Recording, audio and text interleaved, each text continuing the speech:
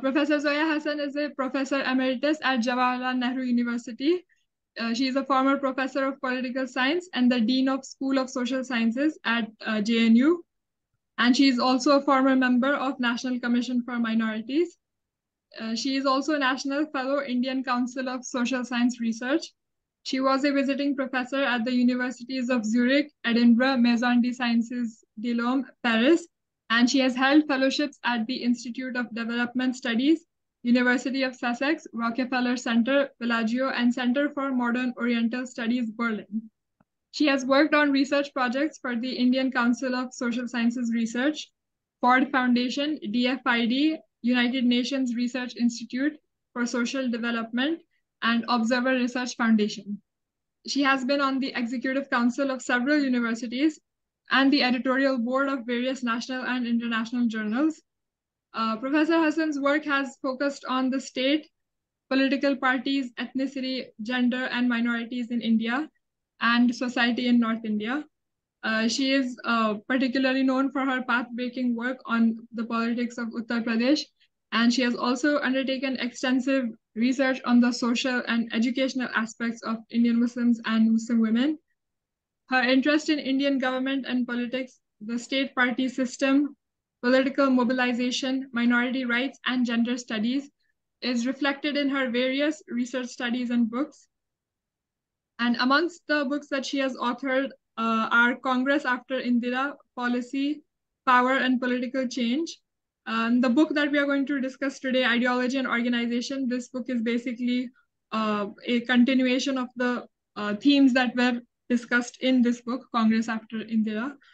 And she's also the author of Democracy and the Crisis of Inequality, collection of essays, Politics of Inclusion, Castes, Minorities, and Affirmative Action, Democracy in Muslim Societies, The Asian Experience, and India's Living Constitution, Ideas, Practices, and Controversies.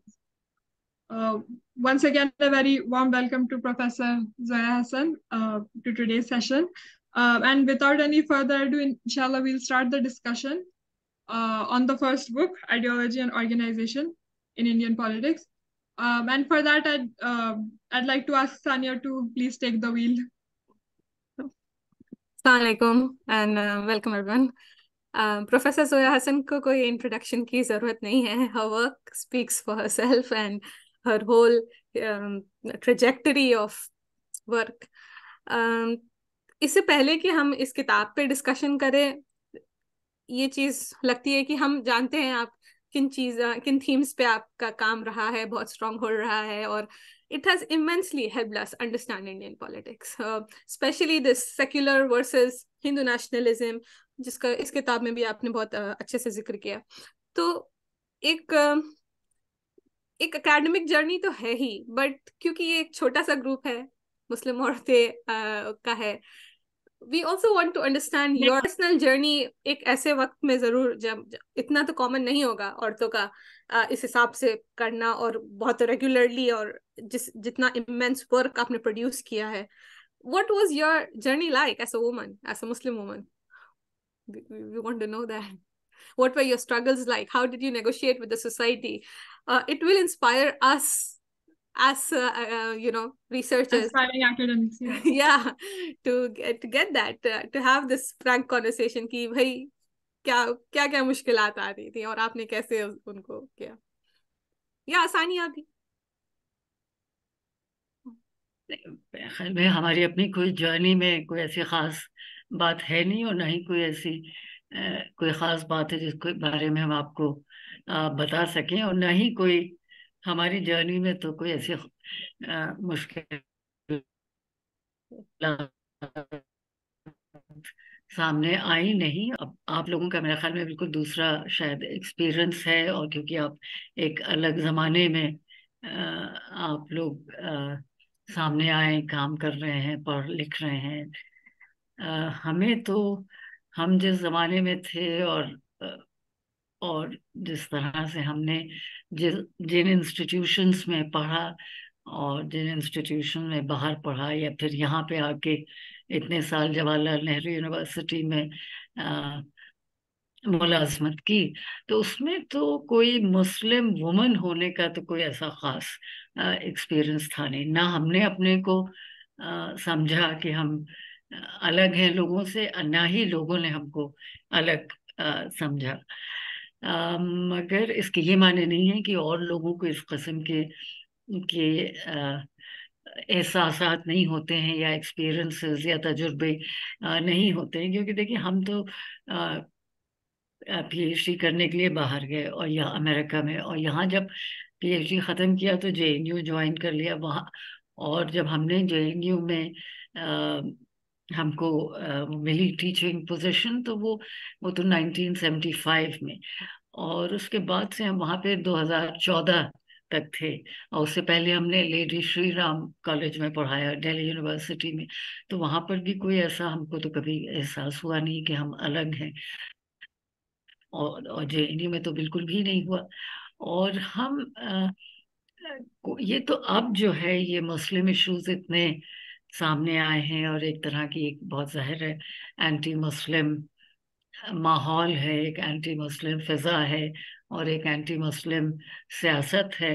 तो उसमें एक और जाहिर है मुसलमानों के साथ, खास तौर पे जो आम मुसलमान हैं उनसे, उनके साथ जो ज्यादती हो रही है, जो डिस्क्रिमिनेशन हो रहा है, हमको तो कभी भी ऐसा नहीं एहसास हुआ कि हम कोई हमारे अब डिस्क्रिमिनेशन हुआ। अब ये हो सकता है कि अगर हम मुसलमान ना होते तो जो थोड़ा बहुत हमने काम किया हो सकता है उसे और भी ज्यादा एक रिकग्निशन हो सकता है मिलता, मगर मेरे ख्याल में मुसलमान होने के उस जमाने में कुछ फायदे भी थे।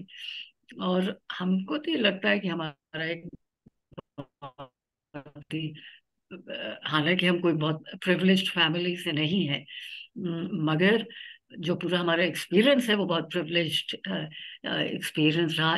और वो इसलिए इम्पोर्टेंट है कि हम एक ऑर्डिनरी मिडिल क्लास फैमिली से होने, ऑर्डिनरी मुस्लिम मिडिल क्लास फैमिली से होने के बावजूद बहरहाल जहाँ भी जो कुछ भी काम कर सके और जहाँ भी पहुंच सके, तो वो एक तरह से वो है, प्रिविलेज है। ये नहीं कि हम कोई प्रिविलेज फैमिली से थे या प्रिविलेज हमारा बैकग्राउंड है और उसकी वजह से हमारे सोशल नेटवर्क से या एक्सेस था, मगर अपनी अपनी ही काम से और अपने मेहनत से बहरहाल एक प्रिविलेज उसमें तो प्रिविलेज उसमें तो शामिल हुए। तो इसलिए हमें नहीं लगता है कि हमारा एक्सपीरियंस जो है वो एक तरह से थोड़ा अलग है। और वो अलग इसलिए है कि प्रिविलेज फैमिली से ना होने के बावजूद एक प्रिविलेज उसमें शामिल हुए, इंटेलेक्चुअली और सोशली और पॉलिटिकली। तो वो एक वो है, मगर उसके अलावा कोई हमें खुद से तो कोई ऐसा एहसास हुआ नहीं कि कोई हमें डिस्क्रिमिनेशन है। तो इसलिए मेरे ख्याल में हमारे उससे तो बस सिर्फ एक ही चीज वो हो सकती है, जो जो आप लोगों के लिए शायद उसकी कोई अहमियत होगी। ज़ाहिर है आदमी अगर खुद मेहनत करता है और मेहनत करिए, काम करिए कमिटमेंट के साथ, और अपनी जिंदगी को एक इंटेग्रिटी और कुछ वैल्यूज होनी चाहिए, सोशल वैल्यूज के बेसिस पे, पॉलिटिकल वैल्यूज की बेसिस पे अगर आप अपनी जिंदगी चलाएं तो अब इस वक्त तो एक दूसरा बिल्कुल माहौल है, तो इस वक्त के लिए तो नहीं कह सकते, मगर इससे पहले के वक्त में तो उससे बहुत फर्क पड़ता है। मगर मेन इश्यू ये है कि काम करना चाहिए, और अगर आप काम मेहनत से करेंगे और इंटेग्रिटी, कमिटमेंट, और और सबसे इम्पोर्टेंट चीज होती है कि अपने को बिल्कुल अलग ना आप महसूस करें, बल्कि लोगों के साथ मिल के रहें, साथ मिल के चलें।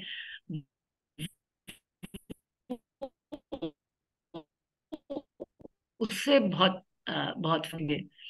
और देखिए हम हो सकता है कुछ उन चीजों में अलग हों क्योंकि आपका मजहब अलग है, मगर और बहुत सी चीजें इतनी कॉमन है और लोगों के साथ, औरतों के साथ, क्लास टर्म्स में, पॉलिटिकल टर्म्स में, एकेडमिकली इतने कॉमन कॉमन इतने ग्राउंड्स हैं, और उन कॉमन ग्राउंड्स को अगर आप लेके चलें तो आपकी एक इंटेलेक्चुअल कम्युनिटी, सोशल कम्युनिटी बनती है, और वही उसी की बेसिस पे आप आगे आगे चल सकते हैं। और बहुत जरूरी है कि लोगों के साथ मिल के काम करना चाहिए, कोलैबोरेट करना चाहिए, लोगों के साथ कम्युनिकेट करिए।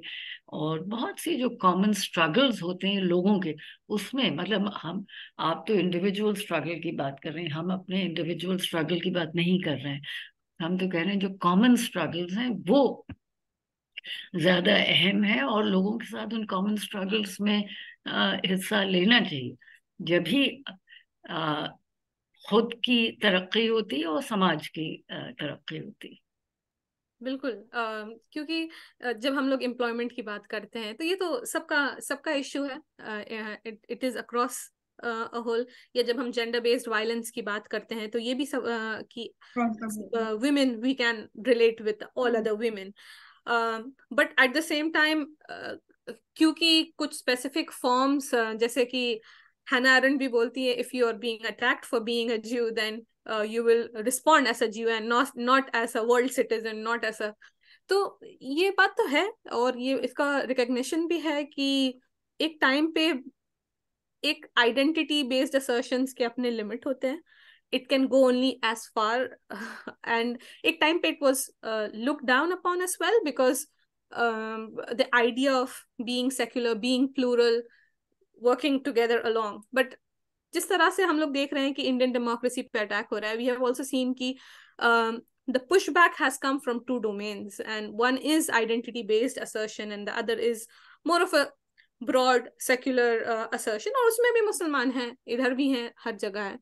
तो what according to you, ये they are definitely, even these community based organizations are also playing some role in upholding jamhuriyat ko, and ये role I think mostly like the Shaheen Bagh thing and all, we kind of can see it in a positive light. Would you agree with that? ये दो तरीके के struggles है ना, एक community based और एक सेक्युलर।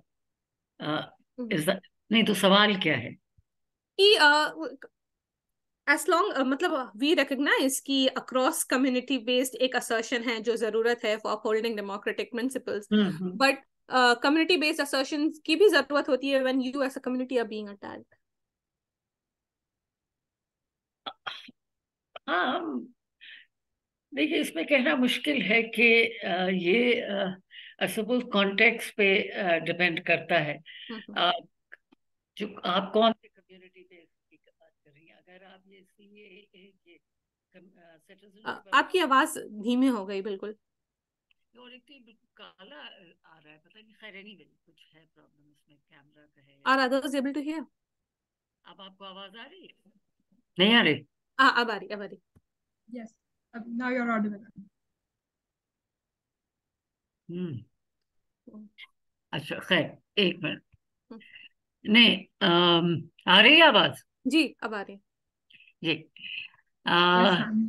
हाँ, तो आप जो कम्युनिटी बेस्ड असर्शंस की बात कर रही हैं, तो वो उसमें आप उसका कोई वो बताइए, Like मसलन।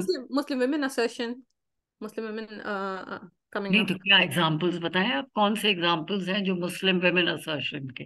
फॉर एग्जाम्पल जैसे बहुत छोटा ग्रुप है, but we as a group take the position कि ये जो the whole debate, the UCC versus Muslim personal law debate, and we say that हम लोग लार्जर फेमिनिस्ट पॉलिटिक्स से अलाइन करते हैं in the sense that they also agree कि world has move towards legal pluralism and we don't need a uniform civil code as such, but at the same time personal laws have been very distinct from Sharia also. They are not giving the rights which Sharia also gives women, so we require reform in there. So is tarah ka position lena, and only as Muslim women we can speak on these topics because it concerns Muslim women. We need changes, we need reforms in the personal law. It's not happening, but we need it. So is tarah ka देखिए ये जो आप जो कह रही हैं उसमें ये तो इशू पे डिपेंड करता है। अब आपने मुस्लिम पर्सनल लॉ की बात की, और कि उसमें यूनिफॉर्म सिविल कोड होना चाहिए या लीगल प्लूरलिज्म, तो वो तो बहुत हद तक मुस्लिम वुमेन का ही इशू है, और उसमें मुस्लिम वुमेन अगर एक पोजीशन ले तो वो समझ में आता है। मगर मुस्लिम पर्सनल लॉ का जो पूरा इशू है, वो भी अगर आप देखें, और आप चाहती हैं कि यूनिफॉर्म सिविल कोड नहीं होना चाहिए, तो बहुत से लोग नहीं चाहते हैं कि यूनिफॉर्म सिविल कोड हो। वो खाली मुस्लिम वुमेन ही नहीं, बल्कि बहुत से औरतें हैं, Yeah. हिंदू, हिंदू क्रिश्चियन, वो सिंपथाइज कर रही हैं मुस्लिम पोजीशन के साथ, कि हाँ, कि ये नहीं होना, कि यूनिफॉर्मिटी जरूरी नहीं है, इक्वालिटी जरूरी इक्वालिटी है। जरूरी है। तो देखिए, इशू सिर्फ प्लूरलिज्म का नहीं है, मगर लीगल प्लूरलिज्म के थ्रू इक्वालिटी अगर प्रमोट हो सकती है तब तो ठीक है। और जो मुस्लिम्स जो बात करते हैं, वो खाली ये कहते हैं कि भाई यूनिफॉर्म सिविल कोड नहीं होना चाहिए। चलिए, वो बहुत लोग इस वक्त ये मानने को तैयार हैं, हम भी कहेंगे कि चलिए यूनिफॉर्म सिविल कोड जरूरी नहीं है। मगर उसके साथ साथ ये तो पहले मानना चाहिए मुसलमान औरतों को कि लीगल रिफॉर्म होना चाहिए।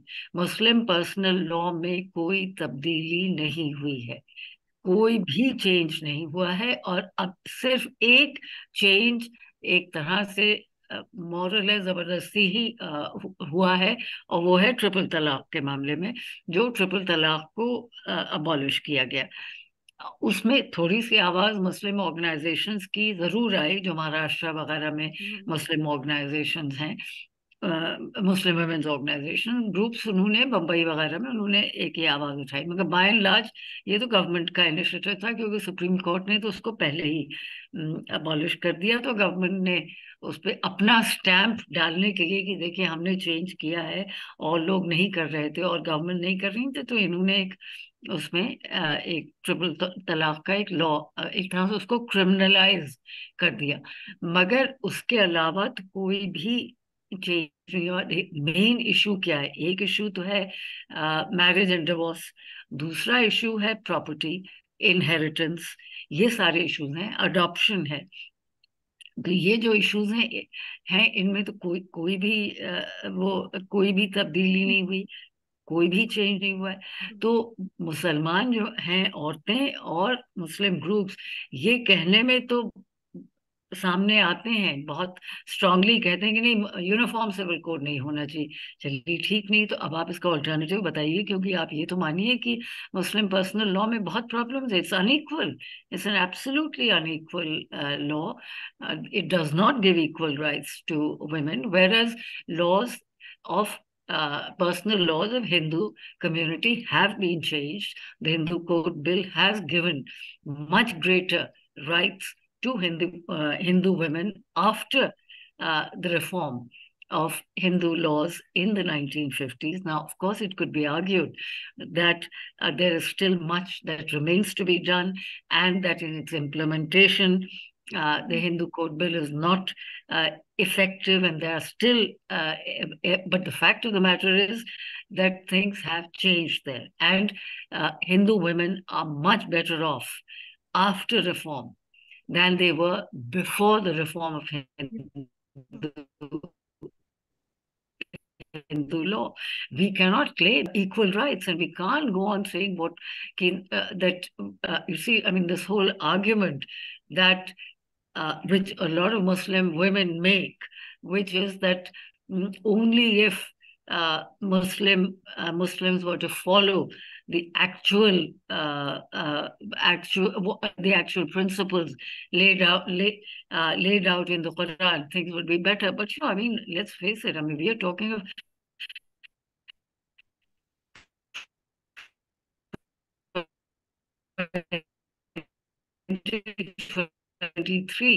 and in supposedly some 14 or 1500 years ago, the world has changed, women have changed, society has changed, gender relations have changed, women are working, and therefore the rights that we need now, and that have been granted to so many groups across countries, across religions, are much greater than they were before. So there is, and what is more, even Muslim countries, Muslim majority countries have changed personal laws. They have abolished some of the more abhorrent practices in Muslim law. However, because Muslims are a minority here, and a beleaguered minority at that, and face so many prejudices and discrimination, for them, Muslim personal law has become a basis for identity. But it is Muslim women who stand to lose if personal law is made the basis of identity, and it is protected. It is protected and preserved without change at the expense of women's rights and at the expense of equality. So the point then is that Muslim women have not been fighting for equal rights. They have not been fighting, except for some small groups here and there. They are not fighting for equal rights, and they will be more effective in fighting and struggling for equal rights if they combine and work with women's organizations, which are not just Muslim organizations, but broader women's organizations and so on. And as for other issues, for example, the citizenship issue, the Citizenship Amendment Act. Now, that was one issue in which surely Muslim women were Muslim women were in the forefront. In fact, the entire protest against the CAA was led and dominated by women, so very many by Muslim women across the country. And in fact, as many have noted, it was actually led by Muslim grandmothers or mothers and grandmothers. And of course, a lot of young Muslim women also participated in that. And the Shaheen Bagh was an iconic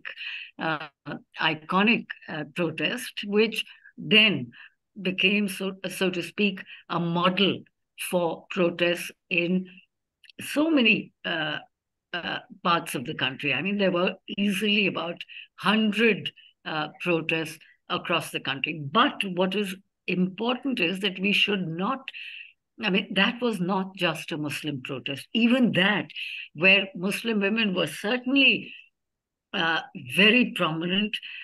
They dominated it in terms of numbers. They organized, they mobilized support in not just in Shaheen Bagh and Delhi, but in different parts of the country: Bombay, Calcutta, Lucknow, Hyderabad, to just name Bangalore, to just name a few of the very important cities in which significant protests took place. But the fact is that Muslim women were not the only ones, or Muslim men and women were not the only ones who were protesting.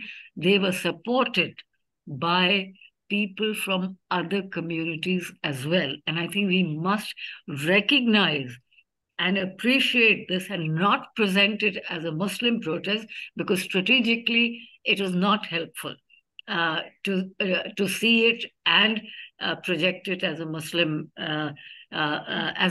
protest.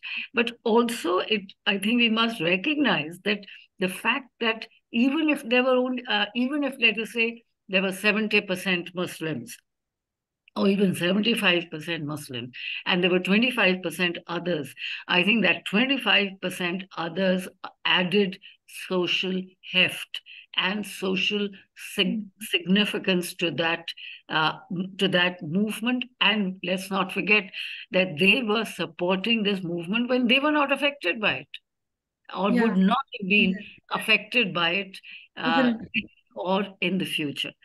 So, and that is why I think it's very important for us to appreciate the 20 or 25% young men and women from universities, colleges, and so on, who joined the protest. And we should not just sort of celebrate it as a Muslim protest. Of course, it is important to recognize that Muslim women were able to break the boundaries of patriarchy, were able to break the boundaries of their homes, so to speak, to step out and to, for example, the Shaheen Bagh protest went on for more than 100 days, or about 100 days. And so many of these women were just sitting there in that protest site for such a long time. Now that was indeed a very big thing for Muslim women. So I think, as I said, all of these things work when we do not make it into simply a community idea or a community initiative, and so on. And at the moment, of course, I mean, there are many issues. For example, let's look at this incident, this atrocious, absolutely horrifying incident that happened in Muzaffarnagar, where a school teacher asked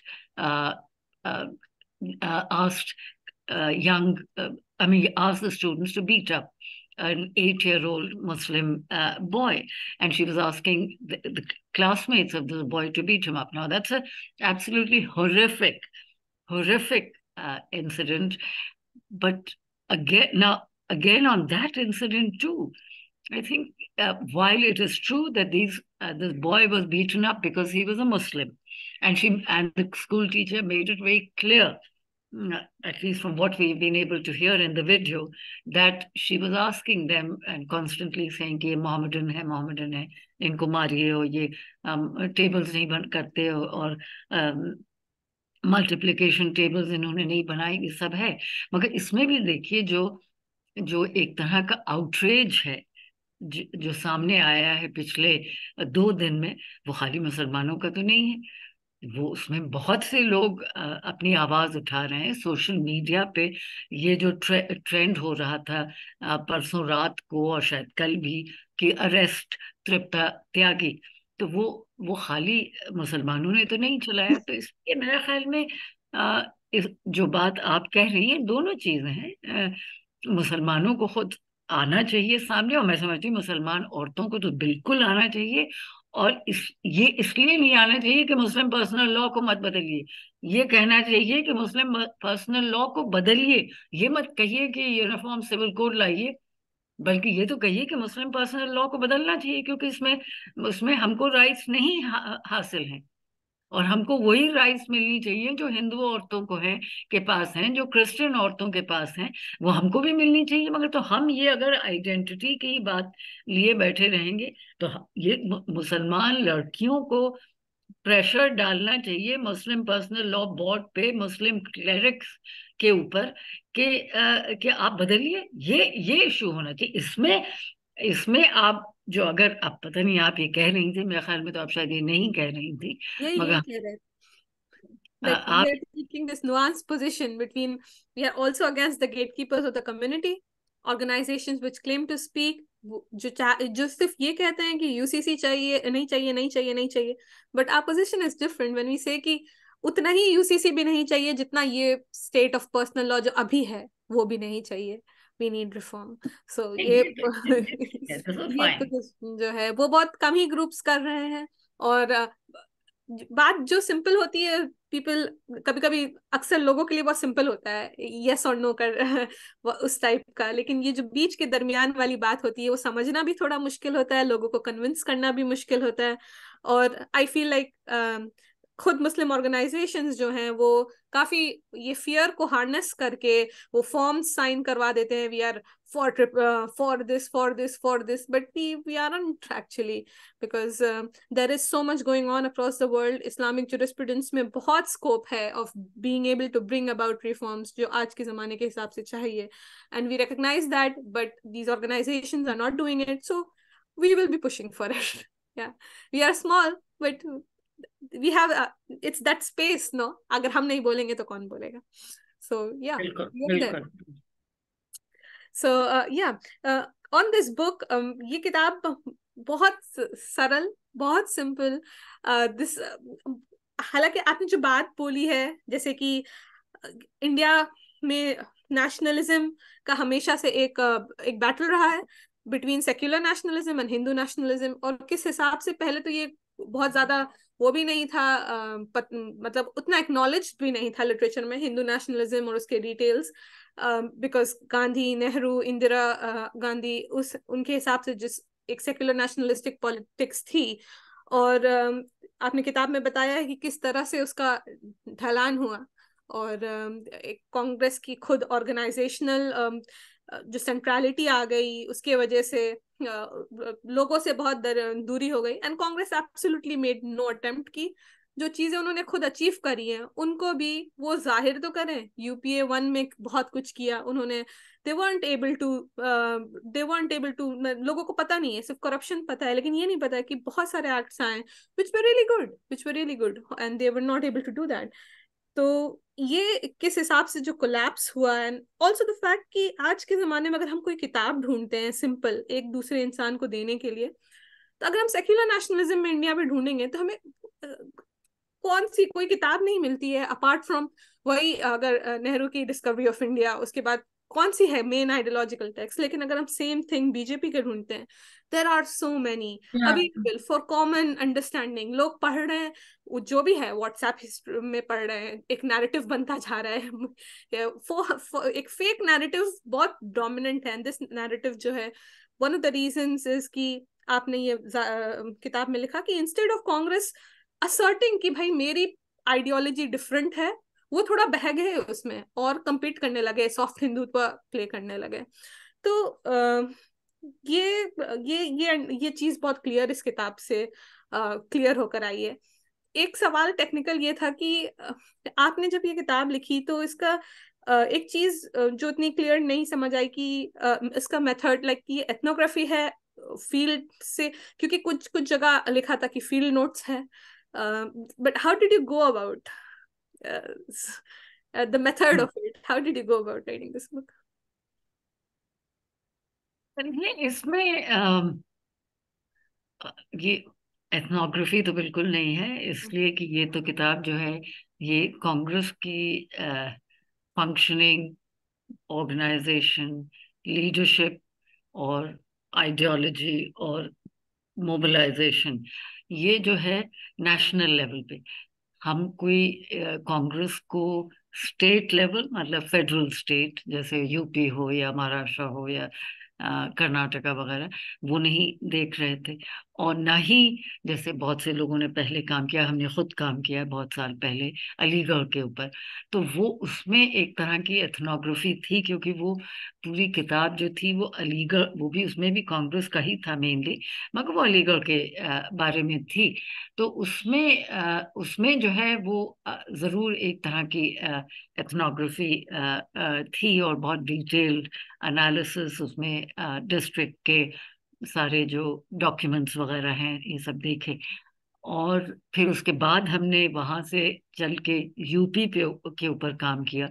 उसमें वो भी ethnography तो नहीं, ethnography तो उसी वक्त होती है, की जाती है कि जब आप एक लोकल एरिया, लोकल कम्युनिटी में जाके उनके साथ रहें, काम करें, बात करें और एक बहुत ही एक्सटेंडेड डिस्कशन करें लोग एक लोकल कम्युनिटी में, ये और लोकल कॉन्टेक्ट, तो वो एथनोग्राफी होती है। अच्छा, तो वो तो काम हमने कभी किया नहीं, क्योंकि हम तो पॉलिटिकल साइंस में काम कर रहे हैं। वो एथनोग्राफी आमतौर पे एंथ्रोपोलॉजी में, सोशियोलॉजी वगैरह में ज़्यादा किया जाता है, क्योंकि वो एक लोकल कम्युनिटीज वगैरह पे काम होता है। तो जो हमने यूपी पे काम किया, तो ज़ाहिर लखनऊ में गए, वहाँ बहुत बहुत बहुत इंटरव्यूज वगैरह किए, और लखनऊ में जो स्टेट आर्काइव्स हैं वहाँ पे काम किया, और फिर बहुत सी और जो गवर्नमेंट के डिपार्टमेंट्स में जो लाइब्रेरीज और उनके अपने आर्काइव्स हैं वो सब देखे, और सारे डॉक्यूमेंट्स। फिर यूपी के पास डिस्ट्रिक्ट से शुरू किया एक किताब, डिस्ट्रिक्ट पे अलीगढ़ के, फिर अलीगढ़ के ऊपर, फिर यूपी के ऊपर, जो 1998 में छपी थी। अलीगढ़ वाली किताब तो 1986 में छपी। फिर 1998 में जो हमने यूपी पे किया पोस्ट कांग्रेस पॉलिटिक्स, वो कांग्रेस ही के ऊपर थी, और थोड़ा बहुत पोस्ट कांग्रेस। और उसके बाद 2012 में और ये कांग्रेस आफ्टर इंदिरा, और फिर ये उसके 10 साल के बाद ये किताब जो उसका आइडियोलॉजी एंड ऑर्गेनाइजेशन। तो ये जो दो किताबें हैं, कांग्रेस आफ्टर इंदिरा और आइडियोलॉजी एंड ऑर्गेनाइजेशन, ये तो नेशनल लेवल पे, तो इसमें तो आप एथनोग्राफी कर नहीं सकते ना, जब आप देख रहे हैं कि क्या क्या हो रहा है नेशनल लेवल पे। और वो तो उसमें तो आप थीम्स को हमने देखा ना, हमने कांग्रेस के ऑर्गेनाइजेशन को देखा, लीडरशिप, आइडियोलॉजी, नेशनलिज्म का आपने जिक्र किया। मगर इन दोनों किताबों में हमने इंटरव्यूज किए, जो आपने फील्ड नोट्स तो नहीं कह सकते हैं, मैंने शायद फील्ड नोट्स का तो शायद लफ्ज नहीं इस्तेमाल किया होगा, या हो सकता है कहीं एक जगह कर दिया हो, मगर वो इंटरव्यूज किए, बहुत इंटरव्यूज किए। 2012 की किताब के लिए करीब 20-22 इंटरव्यूज, और ये वाली जो किताब है आइडियोलॉजी एंड ऑर्गेनाइजेशन, इसमें भी किए। मगर ये किताब का लिखना ज्यादातर कोविड के जमाने में हुआ, तो उन 2 साल में तो जाहिर है ज्यादा कोई फिजिकली तो आप जाके लोगों से मिलना तो मुश्किल था ना, मगर बहरहाल फिर भी इंटरव्यूज किए।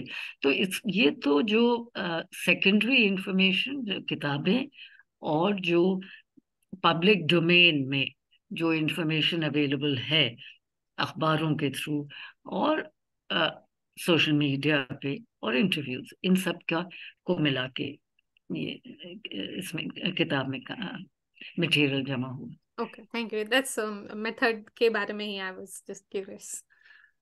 अखिलिमा, आपका सवाल। Let's move on. मैं बहुत देर से बोल रही। अस्सलाम वालेकुम। वालेकुम अब अस्सलाम। सवाल से पहले एक कमेंट है। कंक्लूजन जो है बुक का, जो इस किताब की हम लोग बात कर रहे हैं, उसमें एक बहुत बड़ा अच्छा कमेंट है, जो जो अभी भी फिलहाल अभी मतलब ये बुक कांग्रेस के कॉन्टेक्स्ट में काफी कुछ एक्सप्लेन करती है। और कोई भी ऐसा यहाँ इस वक्त मौजूद है अगर जिसको चीजें पता है लेकिन वो बहुत टूटा फूटा और डिस्टॉर्टेड तरीके से या एक सिलसिलेवार तरीके से नहीं मालूम है, तो वो इस किताब को जरूर पढ़ें। वो डॉट्स ज्वाइन कर पाएंगे एक के बाद एक इंसिडेंट्स, और काफी क्लैरिटी मिलेगी। और बहुत ही बेहतरीन लैंग्वेज में मैम ने लिखी है, बहुत आप आराम से पढ़ सकते हैं उस किताब को। तो कंक्लूजन में एक रिमार्क है, वो हम पढ़ना चाहते हैं पहले। The key issue is disagreement about an appropriate response to Hindu nationalism. The party has swung between making ideological compromises with majoritarian nationalism and plotting a frontal battle against it. It has often adopted a majoritarian undertone on certain controversial issues.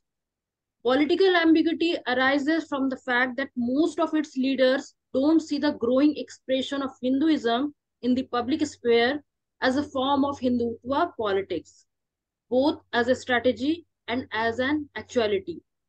The mixing of religiosity and politics doesn't guarantee electoral dividend. इस context में हम ये समझना चाहते हैं ma'am कि जैसे अभी फॉर एग्जांपल एक छोटा सा एग्जांपल दे रहे हैं कि अभी पिछले 14 तारीख को राहुल गांधी ने एक सब्जी बेचने वाले जो एक वो थे, उनका नाम वेंडर, याद, वेंडर, हाँ वेंडर। तो जी जी, तो उनसे मुलाकात की, उनका वीडियो वायरल हुआ था। वो यहाँ मंडी गए थे सुबह में, सबसे आजादपुर मंडी गए थे दिल्ली के, सुबह में जुलाई के महीने में सब्जी लेने के लिए। लेकिन चूंकि भाव इतना ज्यादा था कि वो कुछ भी नहीं ले पाए और खाली लौट रहे थे। तभी एक चैनल के पत्रकार वहां पे मौजूद थे जिन्होंने उनसे पूछा, और वो महंगाई के बारे में और किस तरह से उनका गुजारा करना मुश्किल है, और ये एक्सप्लेन करते हुए फिर ये इंटरव्यू होता है, वो वायरल होता है। और उस फिर से लोग आगे आते हैं कि उनकी मदद करना चाहते हैं उनकी गरीबी देखकर। और वो जर्नलिस्ट दोबारा उनके पास जाते हैं और उस इंटरव्यू में वो कहते हैं कि उनको राहुल गांधी से मिलना है, वो ख्वाहिश जताते हैं। तो राहुल गांधी उनको इनविटेशन भेजते हैं मिलने का, और राहुल गांधी उनसे मुलाकात करते हैं, उनको अपने घर भी बुलाते हैं, लंच करते हैं उनसे, उनके हाल चाल सारी चीजें कि वो अब तक पिछले 10 साल में क्या करते आए हैं, उनके फादर क्या करते थे, घर का घर की कंडीशन वगैरह वगैरह, ये सारी चीज। वो इंटरव्यू देखा, वो बहुत बहुत अच्छा इंटरव्यू था। और ये इस पॉलिटिक्स की अगर बात करें तो ये बहुत इंक्लूसिव पॉलिटिक्स हमको लगी। ये इसमें राहुल गांधी का जो एक इमेज है लीडरशिप वाला कि आप होल्ड कर सकते हैं इन सारे इश्यूज पर लोगों को, वो नजर सामने आया। लेकिन दूसरी तरफ हम लोग ये भी देखते हैं कि जैसे कम्युनल पॉलिटिक्स है, तो कम्युनल पॉलिटिक्स एक्सेप्ट तो कर रहे हैं कि हाँ कम्युनल पॉलिटिक्स है, राइट विंग पॉलिटिक्स का दबदबा है और इसका रिपरकशंस यही सारी चीजें होंगी जो हम लोग अभी सोसाइटी में देख रहे हैं, ये कोई छुपी छुपाई बात नहीं। लेकिन फिर भी एक अंडरटोन दिखता है इस मामले में कि राहुल गांधी या सेक्युलर पॉलिटिशियंस जितने भी हैं वो मुसलमानों के साथ खड़े नजर नहीं आना चाहिए। जैसे जैसे जैसे इंसाफ, जैसे जस्टिस की जहां पर बात आती है, जस्टिस के मामले में वो एकदम खामोश नजर आते हैं। ये और हम ये नहीं कह रहे हैं कि राहुल गांधी, चूंकि राहुल गांधी अभी जो पिछले 2-2.5 साल में राहुल गांधी जिस तरह से काम कर रहे हैं, भारत जोड़ो यात्रा हो गया या पब्लिक अपीयरेंसेस उनके हो गए हैं या जितने भी इंटरव्यूज वो दे रहे हैं वो बहुत इंक्लूसिविटी की बात कर रहे हैं और वो एक्नॉलेज कर रहे हैं कि हाँ बहुत जुल्म हो रहा। वो विदेश में अपने यूनिवर्सिटी में जाकर बात कर रहे हैं कि हाँ इंडिया में मुसलमानों पर जुल्म हो रहा है और राइट विंग पॉलिटिक्स से और हेट हो रहा है, ये सारी चीजें। लेकिन इंडिया में वो जो जैसे अभी नूह, मेवात, गुड़गांव, इसमें इतना कुछ हुआ, इतने बड़े पैमाने पर नुकसान हुआ उन्हीं तबके का जिससे वो वीरेश्वर नाम है उनका जो वेंडर है, जो बिल्कुल उसी इकोनॉमिक और सोशल बैकग्राउंड से आते हैं, जो बस अपनी जिंदगी और रोजी रोटी किसी तरह बस गाड़ी चल रही है जिंदगी, उसी सेक्शन से वो आते हैं। लेकिन राहुल गांधी उनमें से किसी को नहीं बुलाते हैं, उनमें से किसी को भी बुलाकर ना लंच पे बुलाते हैं ना हालचाल लेने के लिए जाते हैं। और ये सिर्फ ये इस एग्जाम्पल पे नहीं, पहले भी कई इंसिडेंट्स ऐसे हुए हैं जहां पे उनको मौजूद होना चाहिए था लेकिन वो गायब रहते। वो बात करते हैं, वो एक ट्वीट कर देंगे, लेकिन वो जो एक है ना प्रेजेंस, शायद ऐसा लगता है कि ये दिखाना कि, और जो आप अभी कह रही थी कि हमें हमें सबके साथ मिल करके काम करना होगा और हमें अपने आप को सिर्फ एज ए मुस्लिम प्रेजेंट नहीं करना होगा। इस पे मेरी एक राय या थॉट ये है कि most of the time Muslims जो है वो अपनी आइडेंटिटी या अपनी रिलीजन को अपने साथ लेकर के बाहर नहीं निकलते हैं, वो घर पे ही होता है। लेकिन the moment we step out, वो एक सामने से आता है कि अरे तुम मुसलमान हो ना, तुम मोहम्मदन हो ना, या कुछ भी इस तरह का चीज जो आपको तुरंत बता देगा कि हाँ सामने वाला आपको एज ए मुसलमान रिकॉग्नाइज कर रहा है। तो इट्स नॉट ऑलवेज कि हमेशा मुसलमान अपनी आइडेंटिटी को कैरी कर रहा है तो ही उसको निग्लेक्ट किया जा रहा है। मोस्ट ऑफ द टाइम ये भी है सामने कि आप बिल्कुल नहीं सोच रहे। आप जैसे जैसे वो उस बच्चे की ही बात हम लोग ले लें जिसको थप्पड़ मारा गया, उसको तो पता भी नहीं ये चीज कि रिलीजन अपने साथ कैरी करना या फेथ अपने साथ कैरी करना या घर में रखना होता क्या है। वो स्टूडेंट था, वो बाकी स्टूडेंट्स की तरह ही यूनिफॉर्म पहना हुआ था, पर उसको याद दिलाया गया वो। और ये जो याद दिलाने वाला जो टेंडेंसी है जो हम पॉलिटिक्स में देख रहे हैं कि आप चाह रहे हैं जैसे सेक्युलर पॉलिटिक्स से मुस्लिम जुड़ना भी चाह रहे हैं, ठीक है। अभी तक कांग्रेस को वोट देते आए हैं, कांग्रेस का वोट शेयर मुसलमानों में का जो है बहुत सपोर्ट रहा है। लेकिन ये हो रहा है बार बार बार बार कि वो जो याद दिलाना कि तुम मुसलमान हो और तुम्हारे लिए स्टैंड हम खुल करके नहीं ले सकते हैं। और ये जो पॉलिटिक्स चल रही है, और ये हम सिर्फ ये 10 साल के कॉन्टेक्स्ट में बात नहीं कर रहे मैं, उससे पहले भी अगर जब 2002 हुआ, ठीक है, 2013 हुआ, मतलब आज 2013 जो है आज वो बरसी है। आज ही के रोज मुजफ्फरनगर पोग्रोम हुआ था। मुजफ्फरनगर पोग्रोम और आयरनी देखिए कि वही नरेश टिकैत जो हैं वो उस बच्चे के मामले में जाकर के मामले को पैसिफाई कर रहे हैं, जबकि मामला सीधे तौर पर कम्युनल दिख रहा है। वो उन टीचर पे कई धाराओं के तहत गिरफ्तारी पूरी तरह से की जा सकती है, लेकिन उसको पैसिफाई कर। लेकिन 2013 में जो मामला था दो फैमिली के बीच का, जो क्राइम था और उसमें पुलिस को इंटरवेन करना चाहिए था और मामला शांत हो सकता था, लेकिन उसको इंटरवीन किया गया। इंटरवीन करके उसको पूरा कम्युनल बना करके और फिर मुजफ्फरनगर जो पोग्राम हुआ उसको अंजाम दिया गया। तो इससे इस पहलू पर समझ में नहीं आता कि हम मुसलमान करें क्या। क्या हम अपनी आइडेंटिटी को घर पे रख के निकले तो भी बात नहीं बनती है, साथ लेके निकले तो भी बात नहीं बनती है। और इसमें फिर जो सेक्युलर पॉलिटिशियंस हैं वो भी कहीं पे कुछ बात बनाते दिखते नहीं। जैसे अखिलेश यादव का कल का ट्वीट एकदम बचकाना, ट्रेन में जो चेतन सिंह ने गोली मारी थी उसके बाद का ट्वीट जो था अखिलेश यादव का, वो भी वैसे ही एकदम एकदम नॉन सीरियस, और बिल्कुल भी सिंसियरिटी नहीं झलक रही थी कि हाँ क्या हुआ है। तो जहां पे, और ये एकदम विजिबल है कि जहां पे विक्टिम मुसलमान है, ठीक है, वहां पर एक अलग ही तरह का एक स्टैंड देखने को मिलता है इन पॉलिटिशियंस का कि क्राइम तो हुआ है, ठीक है, क्राइम हुआ है, हम लोग देख रहे हैं, लेकिन वो जस्टिस, वो इंसाफ वाली मेंटालिटी में वो लोग जाते हुए नजर नहीं आते। और यहाँ पे लगता है कि फिर हम, जैसे अभी सानिया कह रही थी कि फिर हम करें क्या, मतलब हम अपने, हाना अरेंट को जो कोट कर रही थी कि अगर हम मुसलमान हैं और हमें उसी तरह देखा जा रहा है, बार बार याद दिलाया जा रहा है, तो हम फिर बतौर सिटीजन एक्सपेक्ट कैसे किया जाए कि हम सिटीजन हैं और एज ए सिटीजन हम इंटरवीन करें कि भाई ये तो पूरे देश का मसला है। फॉर एग्जाम्पल, जैसे अभी तक किसानों ने प्रोटेस्ट किया, हमने देखा इतना बड़ा प्रोटेस्ट हुआ किसानों का, स्टूडेंट्स आए बिहार में, पूरा इतना बड़ा आगजनी हुई, ट्रेन जलाया, वो जो प्रोटेस्ट, वो जो वैकेंसी निकली थी उसके बदले में। अ, उसके बाद इसी तरह से मतलब अलग अलग जो भी सोसाइटी के जो लोग हैं, जो भी इस पॉलिटिक्स से, पॉलिसी से, जिन सब चीजों से इफेक्ट हो रहे हैं, वो आकर सड़क पर प्रोटेस्ट कर रहे हैं। लेकिन मुसलमान जब सड़क पर निकलते हैं प्रोटेस्ट करने के लिए, उनको सिटीजन नहीं माना जाता है। फिर वहां पर उनकी फिर थोप दी जाता है कि ये मुसलमान है और Yeah, वो आकर के yeah.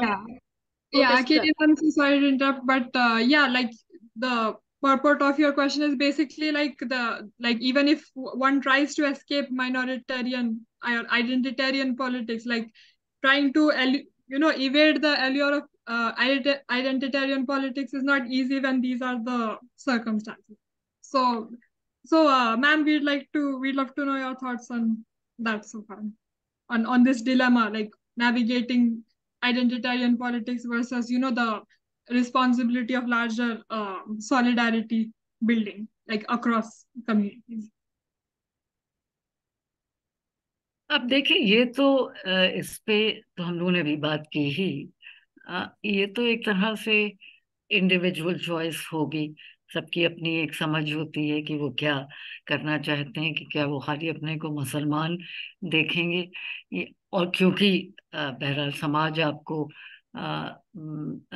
मुसलमान के तौर पे देख रही, या ये कि आप खुद तय करेंगे कि हम मुसलमान तो हैं मगर उसके साथ साथ हम एक शहरी भी हैं, और शहरी होने के नाते हमारे बहरहाल कनेक्शंस हैं लार्जर सोसाइटी से, पॉलिटी से,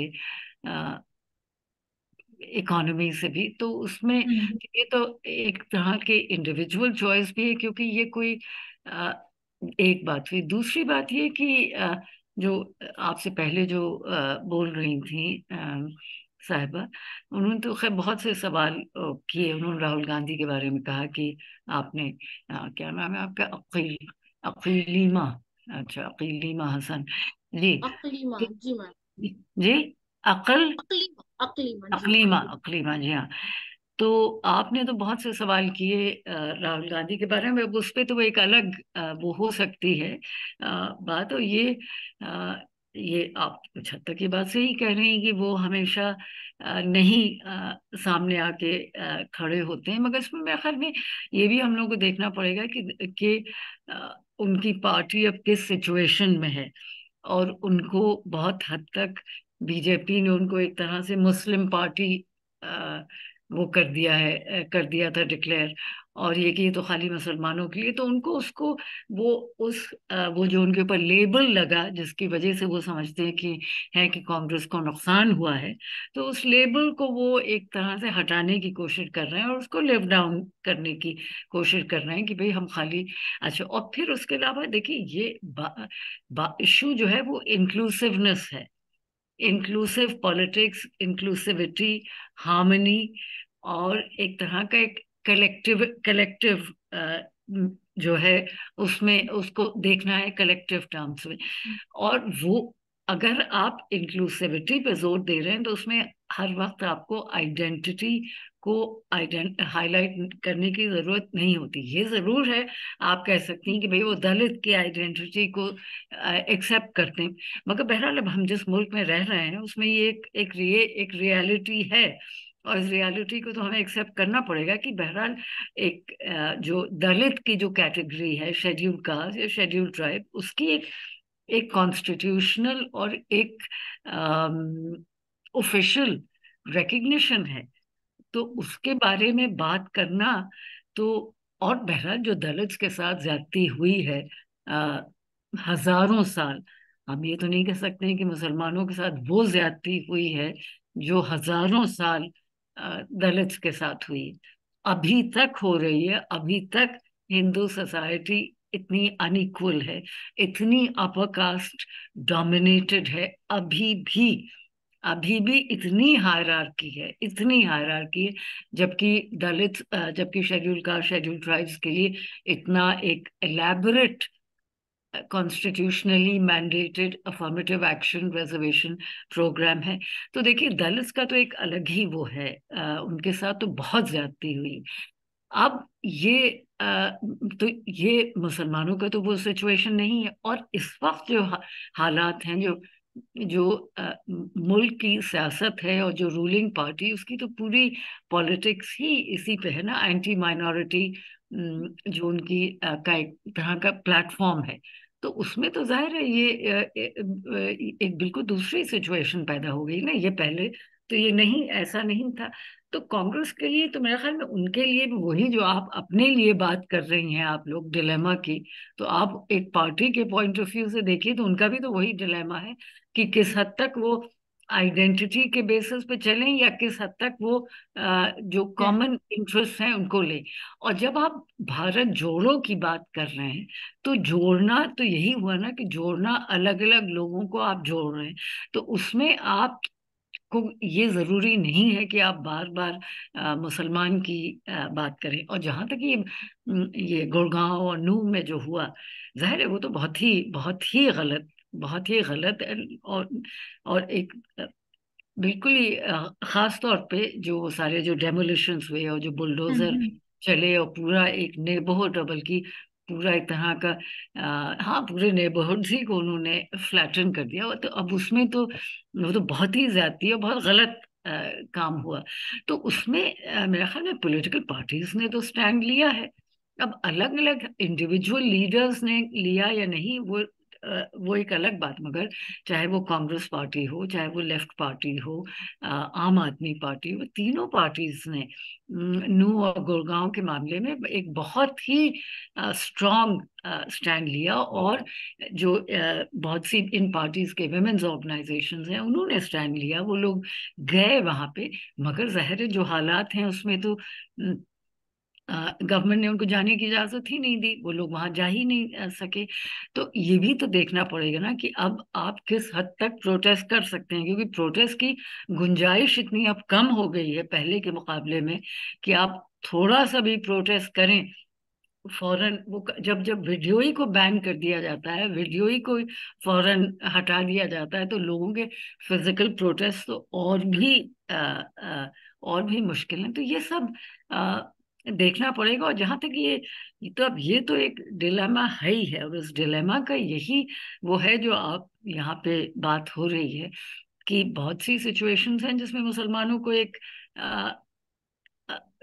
असर्शन करना चाहिए अपनी राइट्स का। उनको जिस तरह से सबॉर्डिनेट किया जा रहा है, जिस तरह से उनको एक्सक्लूड किया जा रहा है इकोनॉमी से, सोसाइटी से, पब्लिक डोमेन से, गवर्नमेंट से, जाहिर है इसके खिलाफ तो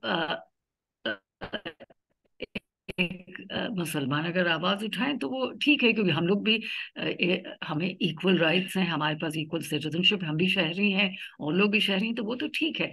मगर इसमें खाली अगर हम इन सब चीजों को मुस्लिम इशू बना देंगे तो मेरे ख्याल में इसमें बहुत ज्यादा हम लोग आगे नहीं पहुंच पाएंगे। और देखिए जहां पर भी, अब आप देखिए जो जर्मनी में हुआ, ठीक है वो आपने हैना एरेंट की बात की, और कि जब जूस के साथ जो कुछ वहां हुआ, तो वो तो जूस ने जो रिएक्ट किया, तो वो जाहिर है अपनी अपनी उन्होंने एज अ जू रिएक्ट किया। मगर फिर जो कुछ यूरोप में हुआ, जब ये सब हो रहा था, नाजी और हिटलर के पावर में आने के बाद, तो उसका जो रेजिस्टेंस था, वो खाली जूस ने तो नहीं किया ना, उनको तो खैर कितने मिलियंस को मार ही दिया गया। मगर जो पूरे यूरोप में रेजिस्टेंस हुआ, it was not just a Jewish resistance, बल्कि वो तो सारे और जो फोर्सेस हैं, प्रोग्रेसिव फोर्सेस, लेफ्ट की कम्युनिस्ट पार्टीज, इन्होंने सामने आके किया। खाली जूस तो कर ही नहीं सकते थे ना। और जैसे यहाँ पर आप देख रहे हैं कि यहाँ पे अगर मुसलमान प्रोटेस्ट करेंगे तो और ज्यादा मुश्किल हो जाएगा। बात तो जब बनेगी जब और लोग इस पे प्रोटेस्ट करेंगे। मुसलमानों को तो वो करने ही नहीं देंगे ना, जैसे वहां जूस नहीं कर सकते थे। तो ये तो हम लोगों को सोच के ही चलना चाहिए। मगर बहुत सी ऐसी सिचुएशंस होती हैं, उसमें आप लोग सही कह रही हैं, कि जिसमें और लोग नहीं सामने आ रहे हैं, और लोग नहीं हैं, तो उसमें जाहिर है मुसलमानों की अपनी आवाज उठानी पड़ती है, और उठा रहे हैं। मेरे ख्याल में सोशल मीडिया पे, हम तो खैर हैं नहीं सोशल मीडिया पे, मगर मेरे ख्याल में सोशल मीडिया पे मुसलमान बहुत एक्टिव हैं। और जब भी कोई ऐसा इशू होता है, तो आप देखते हैं कि कितने कितने मुसलमान लोग जो ज्यादतियां हो रही हैं उसके खिलाफ आवाज उठा रहे हैं। Undoubtedly, undoubtedly. Zainab has raised her hand. Zainab, you can please unmute and go ahead and ask your question.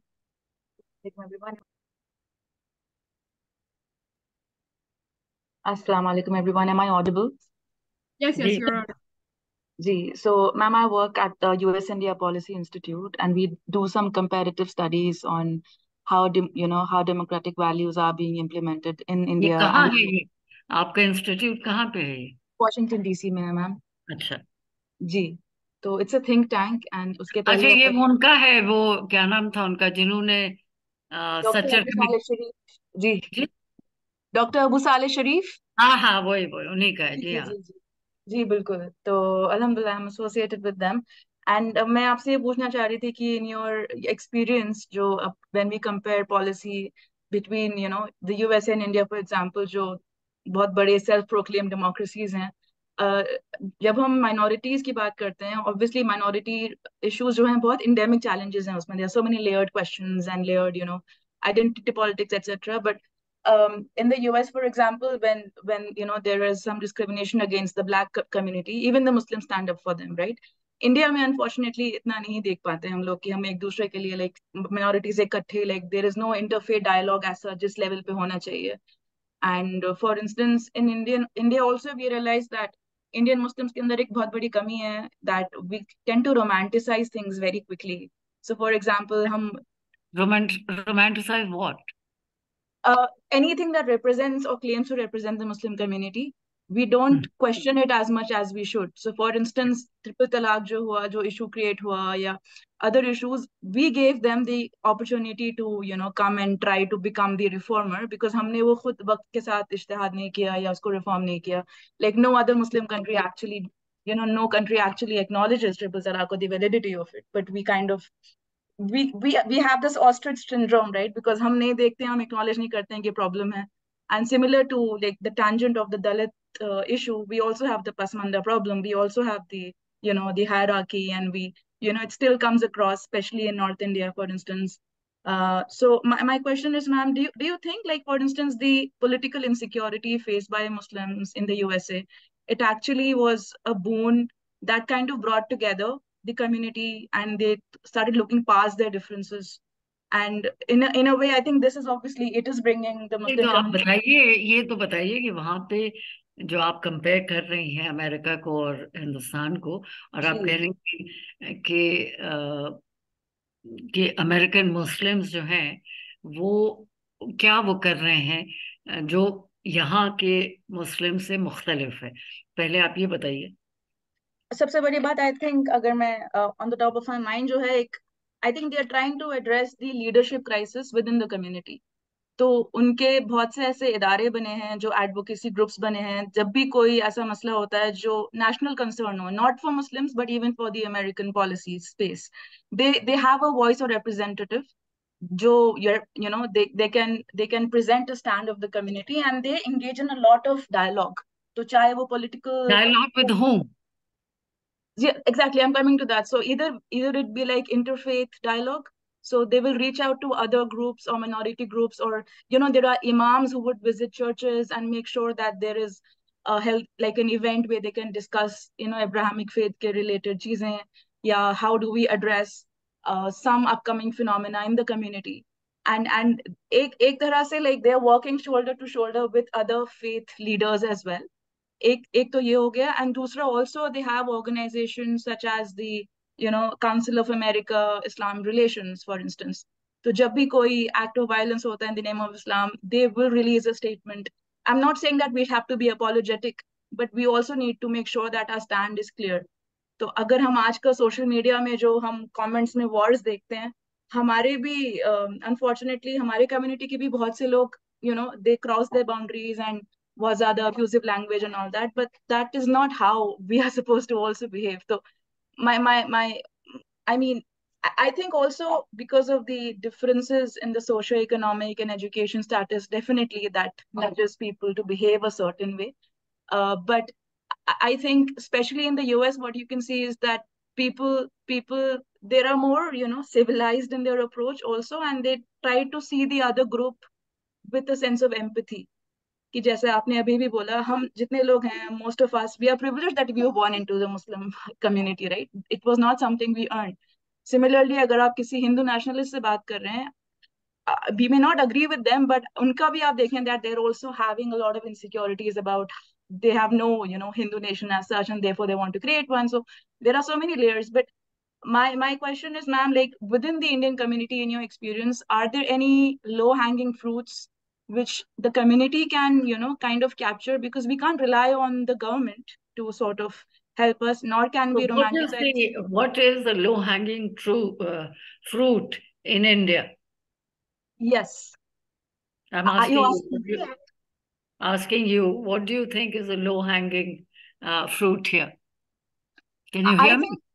think I can certainly hear you, ma'am. Yeah. I wanted to ask you that question, but I think in my opinion, if I may share, is that one is certainly, increasing people's awareness and literacy, maybe utilizing the digital medium, even this medium, for instance, so using a digital medium to empower people with authentic or credible knowledge is number one. And number two also would be to mobilize common assets or resources existing within the community. Indian Muslims have a lot of intellectual capital, which is not being utilized to, have leadership roles. So, for instance, you could have imams. I think imams also play a very major role. We sort of underestimate the power that religious leadership holds, because our experience obviously is different. But if you look at imams across North America, for instance, they are very familiar with the issues facing community, for example. So they will talk about relevant issues. आपने ठीक है, आपकी बात अब समझ गए हम। जी।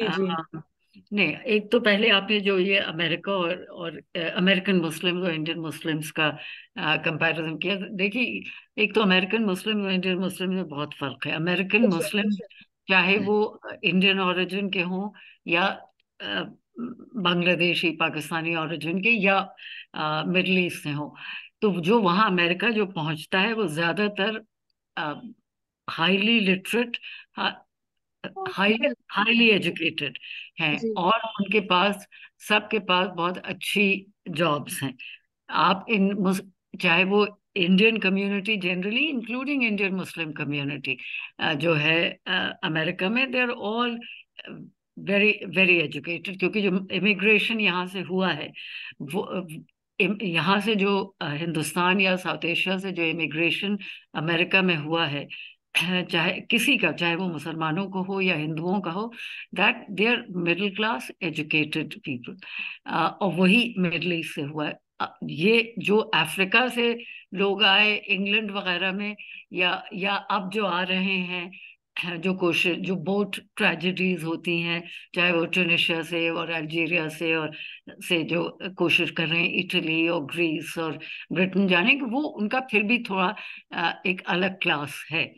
मगर इंडियन मुस्लिम्स जो गए हैं और इंडियन हिंदूज जो है वेरी एजुकेटेड। यहाँ पे जो आप बात कर रहे हैं, Indian Muslims are largely uneducated. मुसलमानों की जो सबसे बड़ी कमजोरी है हिंदुस्तान में खास तौर पे, और शायद और जाहिर है पाकिस्तान में भी होगी और बांग्लादेश में, वो ये कि एजुकेशन की कमी है, और उसके साथ साथ जॉब अपॉर्चुनिटीज भी कम है, और डिस्क्रिमिनेशन है। जाहिर है डिस्क्रिमिनेशन तो है ही है, मगर जो एजुकेशन की भी कमी, तो एक तो कोई मेरे ख्याल में कंपैरिजन मुमकिन नहीं है अमेरिकन मुस्लिम्स और इंडियन मुस्लिम है। दूसरी बात ये कि अमेरिकन डेमोक्रेसी में जो अपॉर्चुनिटीज हैं अलग अलग ग्रुप्स को, चाहे वो अफ्रीकन अमेरिकन या ब्लैक्स हों, चाहे जूइश कम्युनिटी हो या साउथ एशियन कम्युनिटी है, या आप जैसे हिंदूज वहाँ बहुत वेल ऑर्गेनाइज्ड हैं, तो वो एक तरह के उसमें कोई किसी उसके खिलाफ कोई ऑपोजिशन नहीं है। यहाँ पे अगर आप मुस्लिम क्वे मुस्लिम रहेंगे तो यहाँ प्रॉब्लम्स है, वहाँ अमेरिकन सोसाइटी में तो है नहीं। आप वहाँ पे चाहे वो हिंदूज फॉर ह्यूमन राइट्स हो या अमेरिकन मुस्लिम काउंसिल हो, ये सब चीजों की ये एक एक्सेप्टेबिलिटी है, and they are even accepted as lobby groups, that they are lobbying for the interests of their community, which is perfectly acceptable. That is not the case here. Number two. Number three, you're saying that Muslims can sort of take advantage of low hanging fruits. I don't know what that is, but you're right. Of course, there is a significant educated group among Muslims which should come forward, and I would hesitate to I wouldn't agree that clerics, that imams and maulanas should be taking the leadership. That's been the problem here, is that the government has also accepted them as the leaders of the Muslim community. They are not the leaders. So if I may clarify my stance, I didn't mean that they should be leading, but I just suggested that we should have a participatory model of governance for them, or in the sense that they should be included in or involved in. Government तो उन्हीं को consult करती है ना, government तो हर चीज पे मुस्लिम personal law board को ही कंसल्ट करती है, और मुस्लिम पर्सनल लॉ बोर्ड में तो क्लेरिक्स वगैरह है ही हैं। तो ये सारा मसला तो यहाँ पे यही रहा है कि we have allowed the clerical leadership to represent Muslims. और क्लेरिकल लीडरशिप की क्या इंटरेस्ट, उनके तो खाली रिलीजियस इंटरेस्ट हैं, उनके इसमें थोड़ी इंटरेस्ट है। उनका ये जरूर इंटरेस्ट होगा कि हाँ हिजाब होना चाहिए, ये नहीं होगा कि एजुकेशन ज्यादा जरूरी है। ये क्लेरिकल लीडरशिप का तो यही है कि हाँ मुस्लिम पर्सनल लॉ में कोई चेंज नहीं होना चाहिए, ये तो बिल्कुल डिवाइन है, ये इम्यूटेबल है। तो अगर आप मुस्लिम पर्सनल ये इनके मौलवियों के उस पर चलेंगे, तो वो तो आपने देखा ना मौलवियों ने क्या पोजीशन लिया था शाबानों के मामले में, एक अच्छा खासा सुप्रीम कोर्ट वर्डिक्ट आया था। मेरा ये कंटेंशन है कि how do we improve the quality of our Malvis in the long run. Zainab, I'm so sorry to interrupt you, but we actually have to move on to other questions. Never mind. I'm so sorry, but if there's time at the end, we'll come back to you, okay? Thank you. I think it's a pedagogical problem with ulamas, because even the institutes where they are learning from, they have been the same. They have not gone through any changes. So yeah, that's a more fundamental and structural problem there. Thank you, ma'am. Thank you for your time. You see, and the point is that in America and so on, people are already well educated. They have opportunities, they have jobs. So on certain matters, you can rely on imams. for interfaith dialogue. But here the issue is not just interfaith dialogue. Of course, there should be interfaith dialogue and so on. It's important to have a dialogue with the government. And I'm not sure whether imams here and Maulvis would be the best They're not way. competent, unfortunately. They're not. No, Yes. but government may not be comfortable, but I'm not sure if So competent. The imams here are not competent. Even the level of sermons differ from what's taking place in the US and what's taking place in India. So yeah. Then somebody said something about Pasmanda. I wanted to know. What was that? What was the point? I'm saying that the community itself does not acknowledge a lot of issues that are existing within the community. So just because the BJP is politicizing the Pasmanda issue doesn't mean that the issue doesn't exist. You know, we become very defensive. No, it's not an issue. They're creating an issue out of nothing. But there has been an issue, and unless the community itself I've got the point. We've got the point. Yeah, of course, there is a Pasmanda issue, but I'm not sure. But there is a great truth in the fact that the BJP is trying to create divisions. It is trying to create divisions by highlighting the point that Pasmandas have been mistreated by the so-called upper caste. You see, I mean, the Muslims do not have the same kind of caste system that Hindus have. So, I mean, it's not comparable. It's the upper caste and Dalit situation among Hindus is very different from the so-called upper caste and Pasmandas, number one.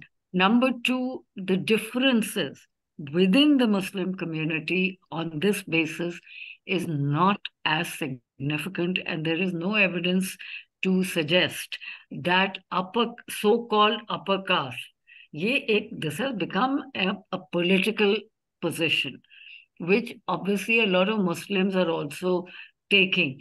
But the fact of the matter is that so-called upper castes are not like the upper caste among Hindus. The upper caste among Hindus, 80% dominate everything. You think the upper caste Muslims have dominated all the jobs such as Muslims do get? No, not at all. Not at all. I think we would be mistaken if we think that the jobs that Muslims are getting, and they're not getting many, in the organized sector or even in the unorganized sector, are not going to some Sayyids and Sheikhs and Siddiqis and so on. Not true at all. Not true at all. Which is not to say that...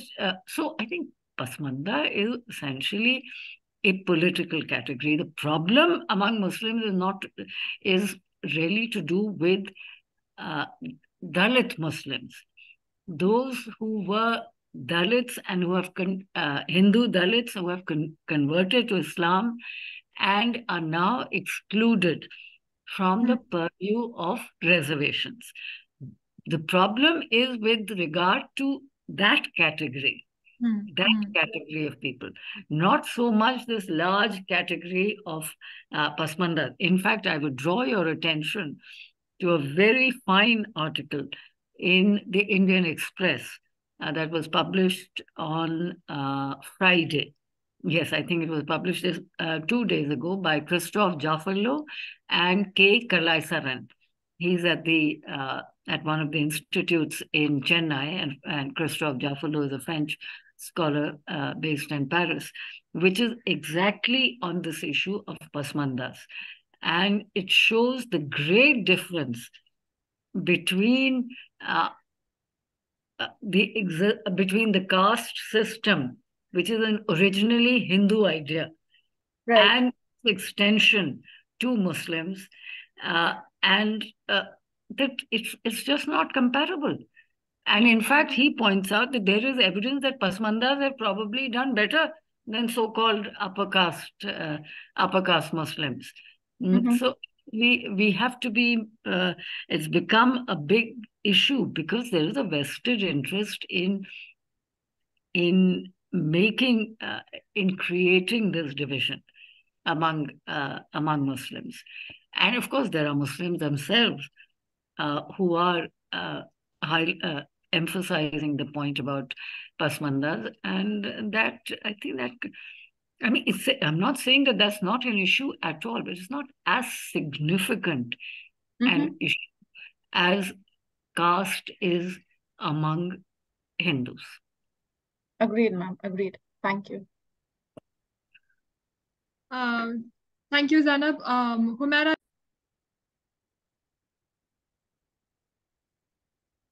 Humaira, please go ahead.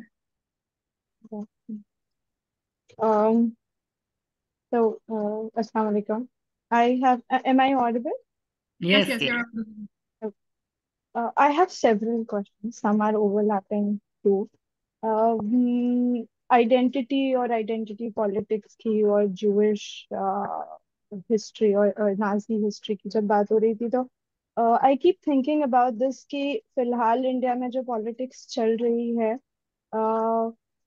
the Hindutva politics that is existing, it's taking from the elements of Nazi fascism and it's also taking elements from the current Israeli imperialism and the format that they are using, is specifically in the usage of bulldozers. I mean, that's like the direct parallel that can be drawn, but apart from that too. तो इस तरीके का जो scenario है उसमें एक pattern है जो नजर आ रहा है, something which is ongoing, something which is already happened. So is there a possibility for us to at some level discuss or identify, we do know what the course would look like for the people who are affected because of it, but can we also in a way, I don't know if I can use the term predict, but think of ways that can help us out from this situation? That's one question which is there. However, I was also thinking of, जैसे ये बात हुई और आपने भी ये कहा कि it's the responsibility is not only of the Muslims to get come out of what is happening. Definitely, it's not us. मतलब अगर oppression हो रहा है और हम बहुत हद तक निहत्थे हो गए हैं, the way it is happening, कोई और नहीं मदद करेगा. यूरोप में ज्यूज की मदद बाकी कंट्रीज ने भी की and that's how it helped. But we do see a level of complacency that is present in the country right now. हम कितने ही ऐसे लोग हैं जिनकी दोस्तियां खत्म हो गई हैं, मतलब बचपन दोस्त थे या नौजवानी के जो दोस्त थे वो छूट गए हैं because of the stark difference in our stances that is there and all of that. And I was also wondering कि ये सारे सिनेरियो में एक बहुत इम्पोर्टेंट इंटरसेक्शन और रोल जो प्ले कर रहा है वो कैपिटलिज्म का है. तो क्या हम सिर्फ एक पॉलिटिकल पॉइंट व्यू से और स्टैंड से अगर इसकी या हिस्टोरिकल उसमें बात करें तो क्या वो सफिशिएंट है? और capitalism I see it as the most powerful force everywhere, like and it has been noted that right wing politics and capitalism right now is hand in gloves almost everywhere. So like these are the thoughts I have, fragmented, but I think there is also some connection to it, so if you can please comment on that. So what are the two main, can you just formulate your, I mean, your comment is very important, but exactly what should we focus on? So in such a scenario where we see कि सिर्फ मुसलमानों का अपने हक के लिए लड़ना या अपने पर होते हुए जुल्म के खिलाफ आवाज उठाना मुनासिब, मतलब मुनासिब नहीं, सफिशिएंट नहीं है. और हम देख रहे हैं कि उसी के साथ साथ एक कंप्लेसेंसी भी है amongst the majority, which even if not directly perpetrating it is somewhere is part of it.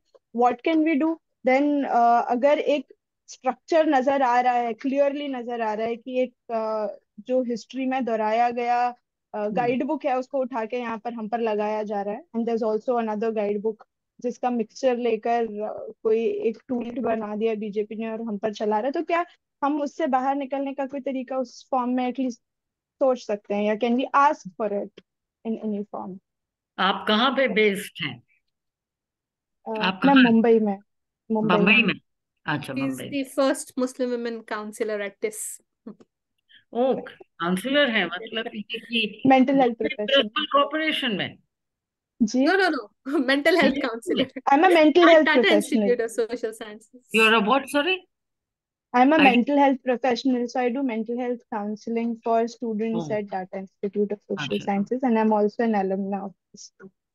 And a member of? Alumna, I have done my master's and MPhil from this Tata Institute of Social अच्छा, Sciences. Okay.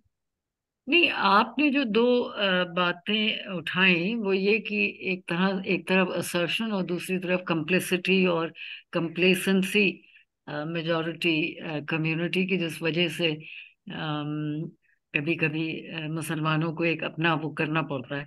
नहीं, ये तो आप बिल्कुल ठीक कह रही हैं. इसमें तो जाहिर है कोई आपसे नहीं डिसएग्री करेगा कि अगर मेजॉरिटी कम्युनिटी के लोग जो हैं वो ज्यादा मजबूत तरीके से आवाज उठाएं और वो कंप्लिसिट ना हो जो हो रहा है, तो जाहिर है हालात तो बहुत बिल्कुल मुख्तलिफ होते.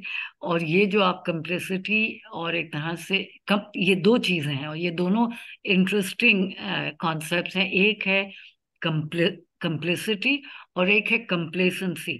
तो जो लोग कंप्लिसिट हैं उनको तो आप वो तो जाहिर है उनके साथ ही हैं. उनका तो आप कुछ नहीं कर सकते हैं, क्योंकि वो तो एक तरह से एक्टिवली या पैसिवली सपोर्ट कर रहे हैं गवर्नमेंट को, या खुद से ही इनिशिएटिव लेके डिस्क्रिमिनेट कर रहे हैं, ज्यादती कर रहे हैं, जो जो सब कुछ हो रहा है.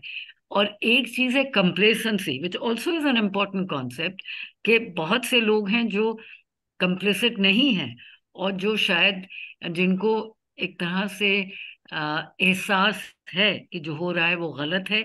बहुत से लोग ये समझते हैं कि भाई ये असली हिंदुइज्म नहीं है.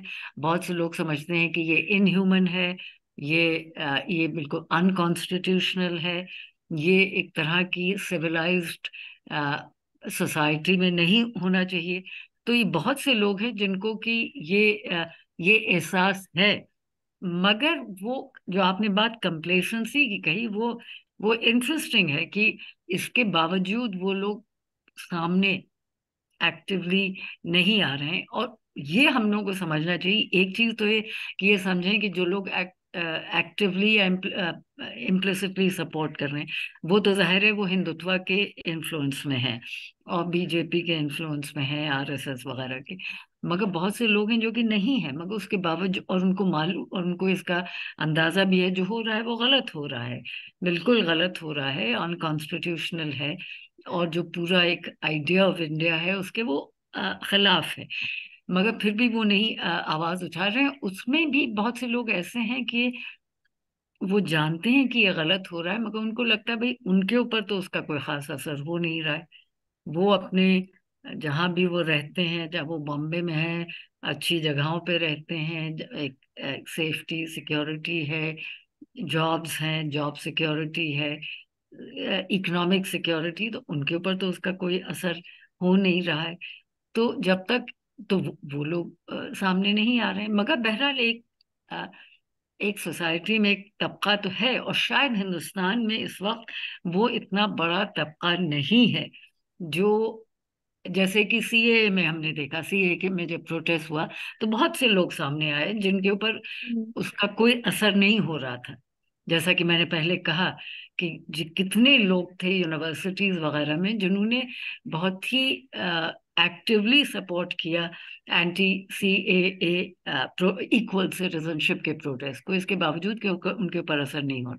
तो अभी भी यही सिचुएशन है कि बहुत से लोग हैं उनके ऊपर असर नहीं हो रहा है, मगर उसके बावजूद वो सामने आ सकते हैं और आ रहे हैं. और इवेंचुअली तो लोगों को ये भी सोचना चाहिए कि इस वक्त वो टारगेट नहीं होंगे जिस तरह से मुसलमान हैं, मगर जो जैसे सिचुएशन डेवलप हो रही है इवेंचुअली तो जैसे वो एक जो बहुत फेमस जर्मन वो थे एंटी नाथसी नीमोलर, जिन्होंने कहा था कि भाई आज इनके खिलाफ हुआ, जूस के खिलाफ हुआ, आपने आवाज नहीं उठाई. फिर राइटर्स के खिलाफ हुआ, उन्होंने आवाज नहीं उठाई. फिर मीडिया के, फिर इवेंचुअली वो आपके ही दरवाजे पे आ गए. तो जब आपने आवाज उठाई तो मालूम हुआ जो लोग आप उठाते आवाज वो तो सब खत्म ही हो गए थे, उस वक्त आप कुछ बोले नहीं. तो यही सिचुएशन लोग बार बार यहाँ याद दिलाते हैं कि यहाँ पर भी यही हो सकता है। तो अब यहाँ पे असल में इस वक्त जो सिचुएशन है उसमें इतने रिस्ट्रिक्शंस हो गए हैं हर अपनी आवाज को उठाने में, लिखने में, बोलने में, प्रोटेस्ट करने में, कि मुश्किल है। मगर एक फेयर भी है, एक फेयर फैक्टर भी है यहाँ पे बहुत। ज़ाहिर फेयर फैक्टर तो और जगह भी रहा होगा, मगर यहाँ भी बहरहाल फेयर फैक्टर है। और इस वक्त कुछ और एक हिस्ट्री का बहुत बड़ा रोल है, जो हमारी हिस्ट्री रही है और जो पार्टीशन वगैरह का पूरा इम्पैक्ट है कि भाई पाकिस्तान बना और उसमें मुसलमानों का बहरहाल रोल तो पेश पेश तो मुसलमान ही थे ना उसमें। तो और आपने एक हिंदुस्तान को डिवाइड करके एक मुल्क तो बनाया, तो वो उसका भी एक वो बैकग्राउंड में तो वो एक वो है ही है, बहुत बड़ा उसका असर है नॉर्थ इंडिया में। और उसके साथ साथ ये भी सोचना देखना चाहिए कि देखिए ये जो आप जो बात कर रही हैं कंप्लिसिटी और कंप्लेसेंसी की, वो नॉर्थ इंडिया में बहुत है, हिंदी स्पीकिंग बेल्ट में बहुत ज्यादा है, और नॉर्थ वेस्टर्न इंडिया में मसलन ज़ाहिर है गुजरात में, महाराष्ट्र में बहुत है, गुजरात में खास तौर पे, और महाराष्ट्र में भी। तो ये ऐसा सब जगह तो ऐसा नहीं है, बंगाल में ऐसा नहीं है, साउथ इंडिया में ऐसा नहीं है। अम, तो ये तो हम लोग नहीं कह सकते हैं कि बिल्कुल ही सब लोग एक ही तरह से सोच रहे हैं और एक्टिवली सपोर्ट कर रहे हैं। Yes, definitely. Uh, Tasneem, you have asked a question in the chat, and would you like to say it or verbally? Yeah. Yeah, go Ma'am, ahead. my question, it's related to unequal citizens and slightly more academic. I wanted to know that, like, to what extent does mainstream academia engage with the studies like yours, like Muslim women studies? Because as you see, like, academic circles are very homogenous, even when we consider women's studies or feminist studies. So the whole idea of universal sisterhood takes over such specific studies, and I just wanted to know that what are the reactions and what is the whole scene with the acceptance of such studies within academia, and if there are any challenges that you face as a Muslim woman researcher. Well, the study was done now uh, almost 20 years ago. It was published in 2004. And the study itself was done in 2002-3, and the books were published in 2004-5, and so on. So it's a long time. But when it was published, there was, ये तो पहली बार ही आया है, आपने अभी तक तो हमने देखा नहीं, आपने कुछ किया है जो पूरा स्पीकर का सामने आ गया है? अच्छा खैर, जी जी जी ये पहली स्पॉटलाइट कर दिया था आप जी, Yeah, I was आपने about थोड़ा yeah. स्पॉटलाइट कर दिया था। किसने अच्छा, स्पॉटलाइट? नहीं नहीं, there's ये an तो अच्छा, नहीं नहीं, ये तो ठीक है, तो पहले क्यों नहीं किया, ये हम पूछ रहे हैं। अच्छा देखिए इसमें इंटरेस्ट तो था उस वक्त, और अभी भी इंटरेस्ट है, मेरे ख्याल में लोगों को इंटरेस्ट है मुस्लिम वुमेन पे। और उसके बाद से बहुत सा काम भी हो रहा है, बहुत सा काम हुआ है मुस्लिम औरतों पे, मसलन जामिया मिल्लिया में काम हुआ है, अलीगढ़ मुस्लिम यूनिवर्सिटी में काम हुआ है, और मेरे ख्याल में कुछ थोड़े बहुत जो ये वुमेन स्टडीज डिपार्टमेंट्स हैं उनमें भी थोड़ा बहुत काम हुआ है। और फिर आप जैसे लोग जो हैं, मुस्लिम वुमेन, मुस्लिम गर्ल्स जो हैं, मेरे ख्याल में वो लोग तो कर रही हैं काम। तो जैसे आपने अभी किसी ने जिक्र किया गजाला जमील का, बहुत से लोग हैं जो मुस्लिम औरतों पे काम कर रहे हैं। अब कितनी उसको प्रोमिनेंस मिली है, कितनी उसको सिग्निफिकेंस मिली है, ये कहना मुश्किल है, मगर मेरे ख्याल में बहुत काम हुआ है और लोग कर रहे हैं, और आप लोग करना चाहिए, आप लोग करिए इन सब चीज़ों पे, इन सब्जेक्ट्स पे करना चाहिए, क्योंकि देखिए मुसलमान औरतों के कुछ मसाइल तो हैं, और जो उनके मसाइल हैं वो वो नहीं है जो हम लोग जो गवर्नमेंट समझती है। गवर्नमेंट तो ये समझती है कि सारा मसला जो है वो मुस्लिम पर्सनल लॉ को लेके है, कि अगर आपने एक बार मुस्लिम पर्सनल लॉ को बदल दिया और यूनिफॉर्म सिविल कोड आप ले आए तो सारे जो उनके मसले हैं वो खत्म हो जाएंगे। मुसलमान औरतों के तो बेसिकली 3 मसले हैं। एक तो है एजुकेशन, दूसरा है जॉब, और तीसरा है मोबिलिटी। मोबिलिटी पे रिस्ट्रिक्शंस हैं, और ये खुद मुसलमान घरों में ये रिस्ट्रिक्शन उनके ऊपर लगाए जाते हैं।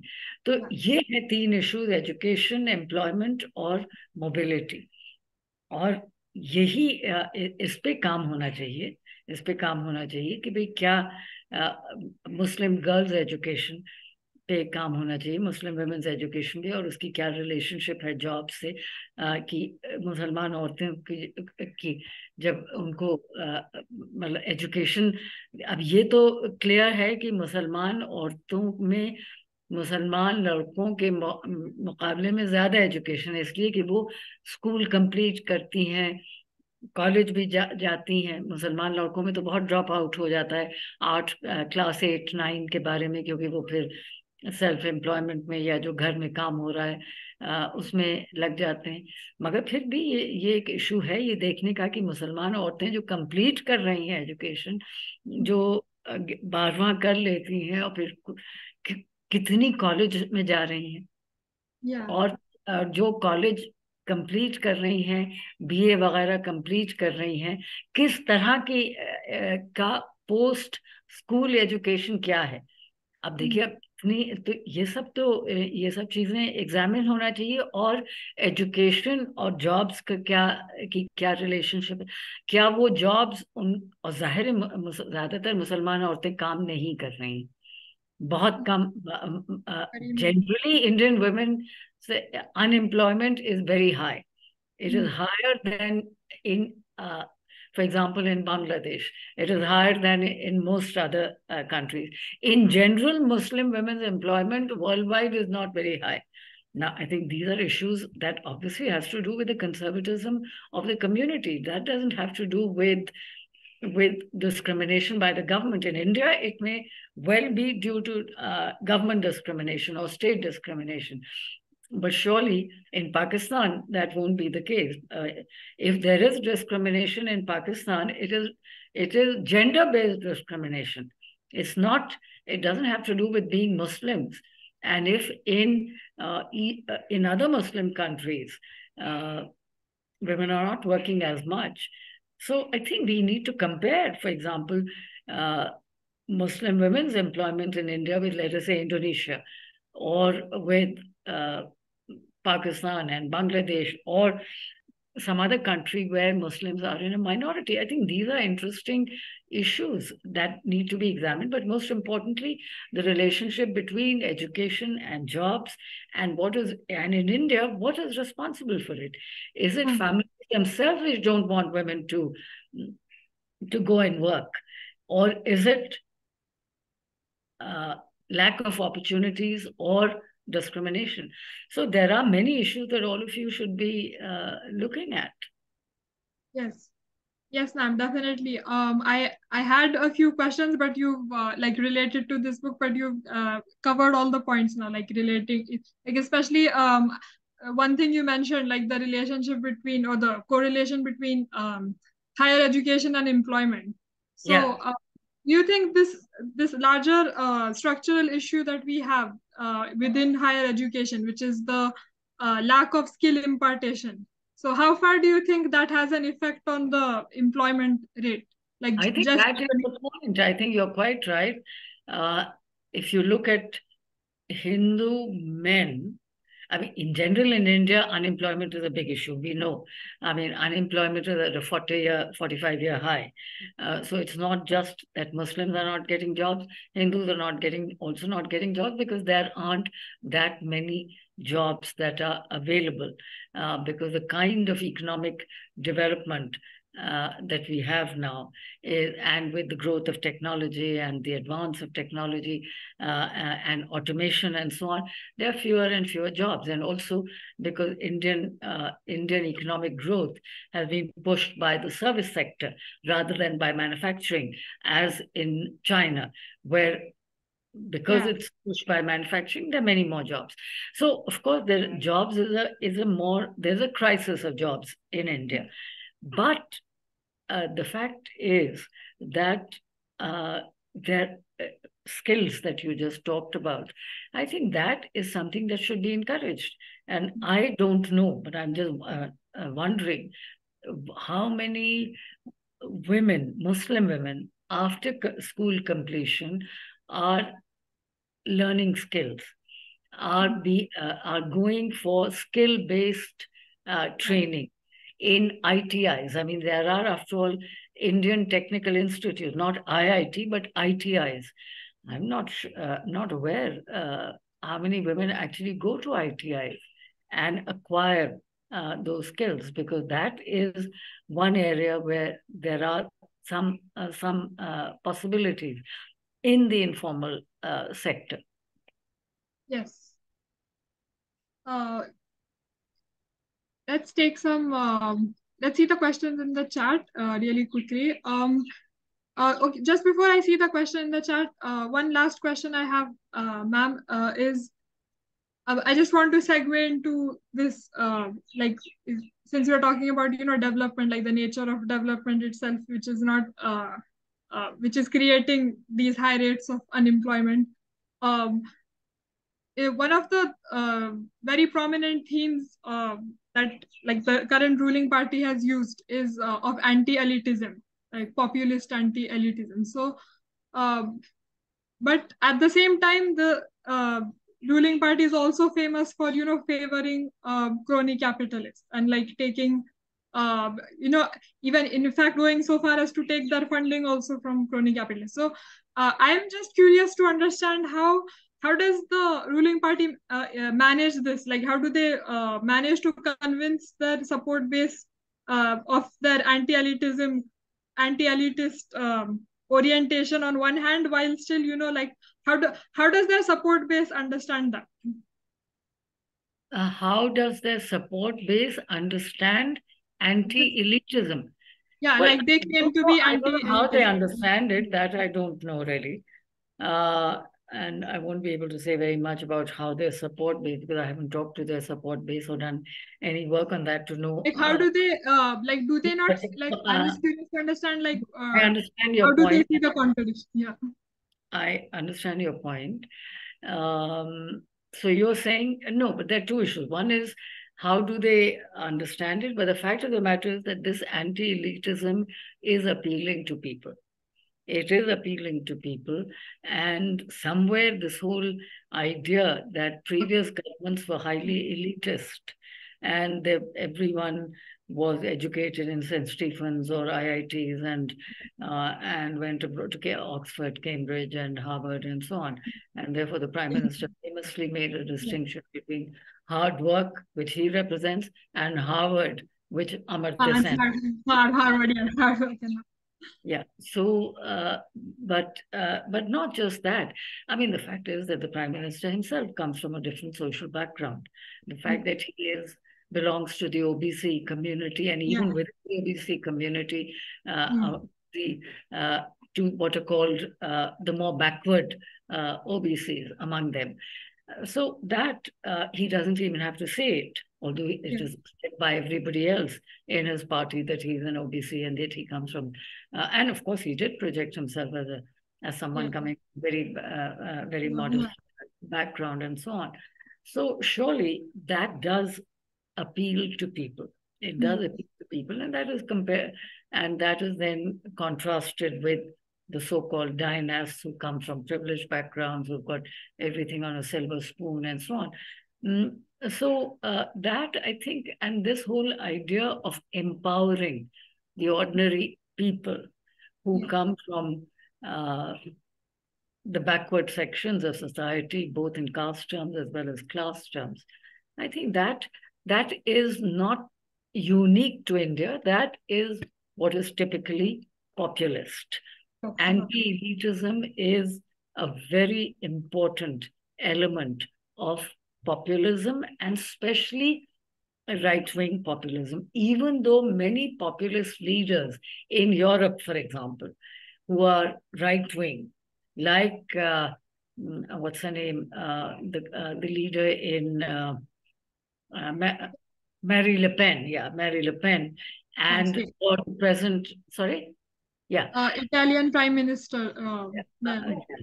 So many of them come from very rich backgrounds. I mean, they are not like our Prime Minister, who comes from perhaps from a more modest background by comparison. So whether it's Marie Le Pen or Meloni, the Italian Prime Minister, or many other right-wing populist leaders, or Bolsonaro, for example, in Brazil, they all come from very privileged upper class background, but they are still anti-elitist. I mean, they're in a way still speak an anti-elitist language. But here it appeals to people because obviously there is something more genuine about it. But it's another matter that if you look at the present government and many people who are in the cabinet or who are important leaders are themselves, I mean, perhaps not the Prime Minister, but everyone else comes from very fairly privileged backgrounds. I mean, they may not have all been to the so-called whatever elite schools and university colleges and universities, but they are economically come from affluent background. But the point is, it's anti-elitism in a political sense. So, and in that sense, this anti-elitism has a certain resonance.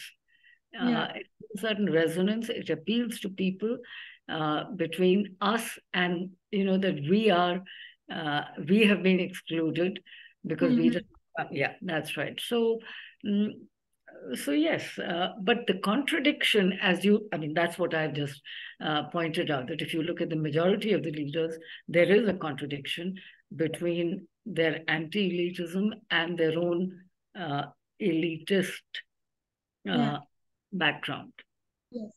Yeah, you in the book actually you mentioned you correlated this phenomenon with larger populist movements globally. So this is a very interesting characteristic of populist movements. Usually mostly the leaders are themselves from elite backgrounds, but they manage to convince the masses that they are anti-elitist. So yeah, that was that's something very interesting to ponder. That's something interesting because fact of the matter. Then here, of course, also there's this whole Hindi and English thing. Yes. Just to say that many of the present leadership is from a more vernacular background, whereas vernacular languages, vernacular background, and so on. Whereas perhaps the previous leaders were more comfortable with English and came from that background. So there is that dimension also. I think languages is an important part, although I think the caste thing is not so important because frankly the BJP is upper caste dominated. But the interesting thing is how it has been, even though it is so upper caste dominated, that is both BJP as well as RSS are upper caste dominated, and yet they've been able to mobilize the OBCs and Dalits. ये है, इसमें जो interesting चीज है वो ये है कि इन्होंने इन लोगों को भी अपने साथ ले लिया, और वो तो जाहिर है जो लिया है वो हिंदुत्व के बेसिस पे, और एक तरह की एक नई इंक्लूसिविटी। भाई और लोग जब इंक्लूड करते थे तो वो तो इंक्लूसिविटी एक तरह से जरा ब्रॉड बेस्ड वेग है, ये तो बहुत वेल डिफाइंड इंक्लूसिविटी है ना, कि with in the arc of Hinduism, कि आप हिंदू, और खास तौर पे वो हिंदुइज्म जो इतनी डिवाइडेड, जो इतनी हायरार्किकल है, डेफिनेशन जो है वो एक्सक्लूजन ही है, हायरार्की और एक्सक्लूजन है। तो उसमें अगर इतनी एक्टिव कोशिश की जाए लोगों को उसी मजहब में शामिल करने की, तो ये लोगों को अपील अपील करता है, और वो उनको लगता है ये एक तरह का इंडिकेशन है अपवर्ड मोबिलिटी का। Yes, definitely. So this is exactly why opposition has their work cut out for them. Like, how will they provide a better ideological alternative to people compared to this?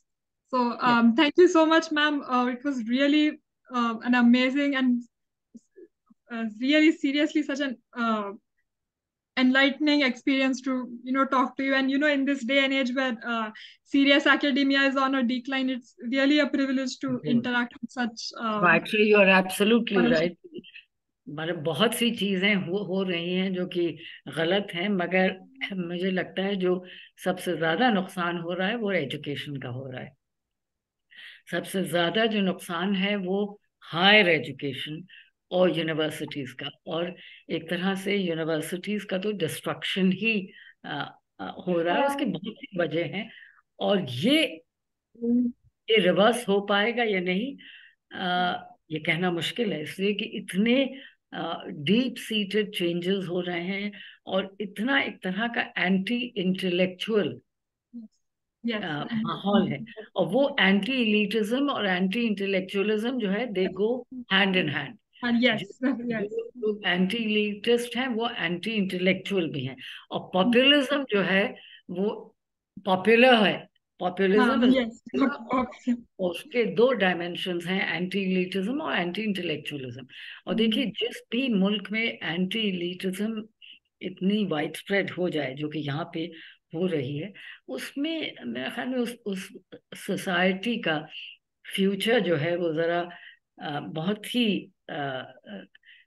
Doubtful और questionable हो जाता है। और यहाँ पे जो universities और education का जो डिस्ट्रक्शन हो रहा है वो निहायत ही उससे हम लोगों को वाकई डिस्टर्ब होना चाहिए कि ये इसको कैसे रिवर्स किया जाएगा इतना, क्योंकि बहुत मुश्किलों से यहाँ एक सेम्बलेंस ऑफ एजुकेशन, एक इंटेलेक्चुअल क्लास बना हुआ था, और मुल्कों के मुकाबले में और डेवलपिंग कंट्रीज और साउथ एशियन कंट्रीज के एक तो साइज की वजह से इतनी यूनिवर्सिटीज थी, इतने रिसर्च इंस्टीट्यूशंस हैं कि एक साइजेबल इंटेलेक्चुअल कैपिटल हिंदुस्तान में था।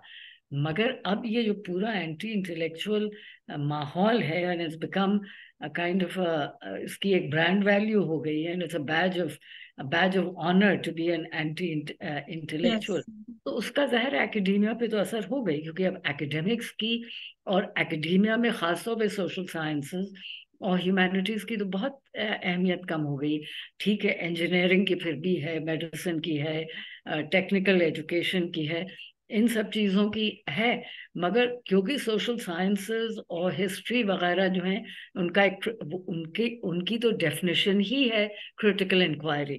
क्रिटिकल इंक्वायरी के बगैर ये जो एरियाज हैं सोशल साइंस खास तौर पे आगे नहीं जा सकते। तो वो थ्रेटन करते हैं गवर्नमेंट को, तो गवर्नमेंट और भी सोशल साइंसेस के खिलाफ है। बट इन जनरल जो एंटी इंटेलेक्चुअल माहौल है उसका बहरहाल पूरे एकेडमिक इंस्टीट्यूशंस पे, एकेडमिक डेवलपमेंट पे तो उसका बहुत ही खराब असर है, और इसको कैसे आप रिवर्स करेंगे ये कहना मुश्किल है। और दूसरा जो ये जिस तरह से ये डेमोलिशंस कर रहे हैं, चाहे वो मस्जिद का हो चाहे वो घरों का हो, ये जाहिर एक और दूसरी एक बहुत ही एक तरह का एकेडमिक वैंडलिज्म और आर्किटेक्चरल वैंडलिज्म जो हो रही है वो आपने प्रगति मैदान को खत्म करके वहां पे आपने एक और कॉन्फ्रेंस सेंटर बना दिया। पार्लियामेंट अच्छी खासी बनी हुई है, उसके बराबर में एक और आपने पार्लियामेंट बना दी। तो ये सब जो चीजें हो रही हैं इसको तो खैर ये तो एक अलग है, but more important is the anti intellectualism which is affecting universities and the development and progress of universities. तो इसलिए अच्छा है अगर इस तरह की बात हो। तो आप लोग सब अलग अलग जगह से हैं, सब अलग अलग शहरों से हैं? इसमें कितने 25-30 या जितने भी लोग थे, 30-31, तो सब लोग अलग अलग जगह से हैं? Yes, ma'am, from all over India, and some of us are even actually abroad also. Like अच्छा। Sania's, yeah, Sania is in Australia right now. आप ऑस्ट्रेलिया में? अच्छा, सानिया PhD Yes, कर रही हूँ, इसलिए यहाँ पर आई। कहाँ ऑस्ट्रेलिया में कर रही हैं आप? ये डुअल डिग्री प्रोग्राम है IIT बॉम्बे और मोनाश यूनिवर्सिटी के बीच में। तो उसमें पॉलिटिकल साइंस का एक प्रोजेक्ट है, कंपैरेटिव पार्टी प्लेज प्रोजेक्ट। तो पार्टी के प्लेजेस और वो कितने कंपेयर करते हैं उनको देख रहे हैं। Very good. बट एनीवे, तो सब लोग अलग अलग जगह से हैं। जी जी, सब अलग हैं। फिर आशा पुणे से जुड़ रही है, अखिलिमा रांची से जुड़ रही है, हुमैरा मुंबई से जुड़ रही है, नफीसा कोलकाता से जुड़ रही है। So it's a small group but we know each other through this space.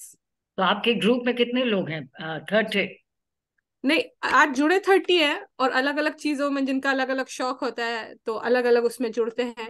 300 तो सब मिला के कितने हैं? 300 लोग हैं व्हाट्सएप में, और सोशल तो मीडिया कितने लोग हैं following all together? social media following is around 2000 and WhatsApp is 300, like specifically Muslim women. 300? Yeah. What do you mean by WhatsApp following? Which means what? No, WhatsApp is 300, social media following. Yeah, but what does that mean? It just means you exchange WhatsApp messages? No, we organize sessions every Sunday, 3 to 5. And we just... Oh, achha, from among these 300 people? Yeah. So Okay. sometimes it's a mental health support group, sometimes it's a political science session, or sometimes it's a Dini Halka, Siratun Nabi, things like that. Okay. Wonderful. Thank you very much. Thank you. Great pleasure. Thank you It was a so much, pleasure. ma'am. Thank you. Okay. We hope to Thank have you. more such interactions with you in the future also. I hope so too. It was a great pleasure to participate in this interaction and dialogue. And thank you very much, and all the very best to all of you. Thank you. Thank you so much for joining in. Thank you, ma'am. Thank you for joining and giving us your time. No, thank you for your time as well and attention. Lovely. It was wonderful. Thank you. Thank you. And thank you to everyone also for being such active participants. Please make sure to join a good discussion. I have to say it was an excellent discussion, very good questions and thoughtful questions, and a good discussion. Very nice. Altogether a worthwhile exercise. Thank you. Thank you, ma'am. Okay, everyone. Assalamu alaikum. See you all next Sunday. Okay. Khuda Hafiz. Khuda Hafiz. Khuda Hafiz.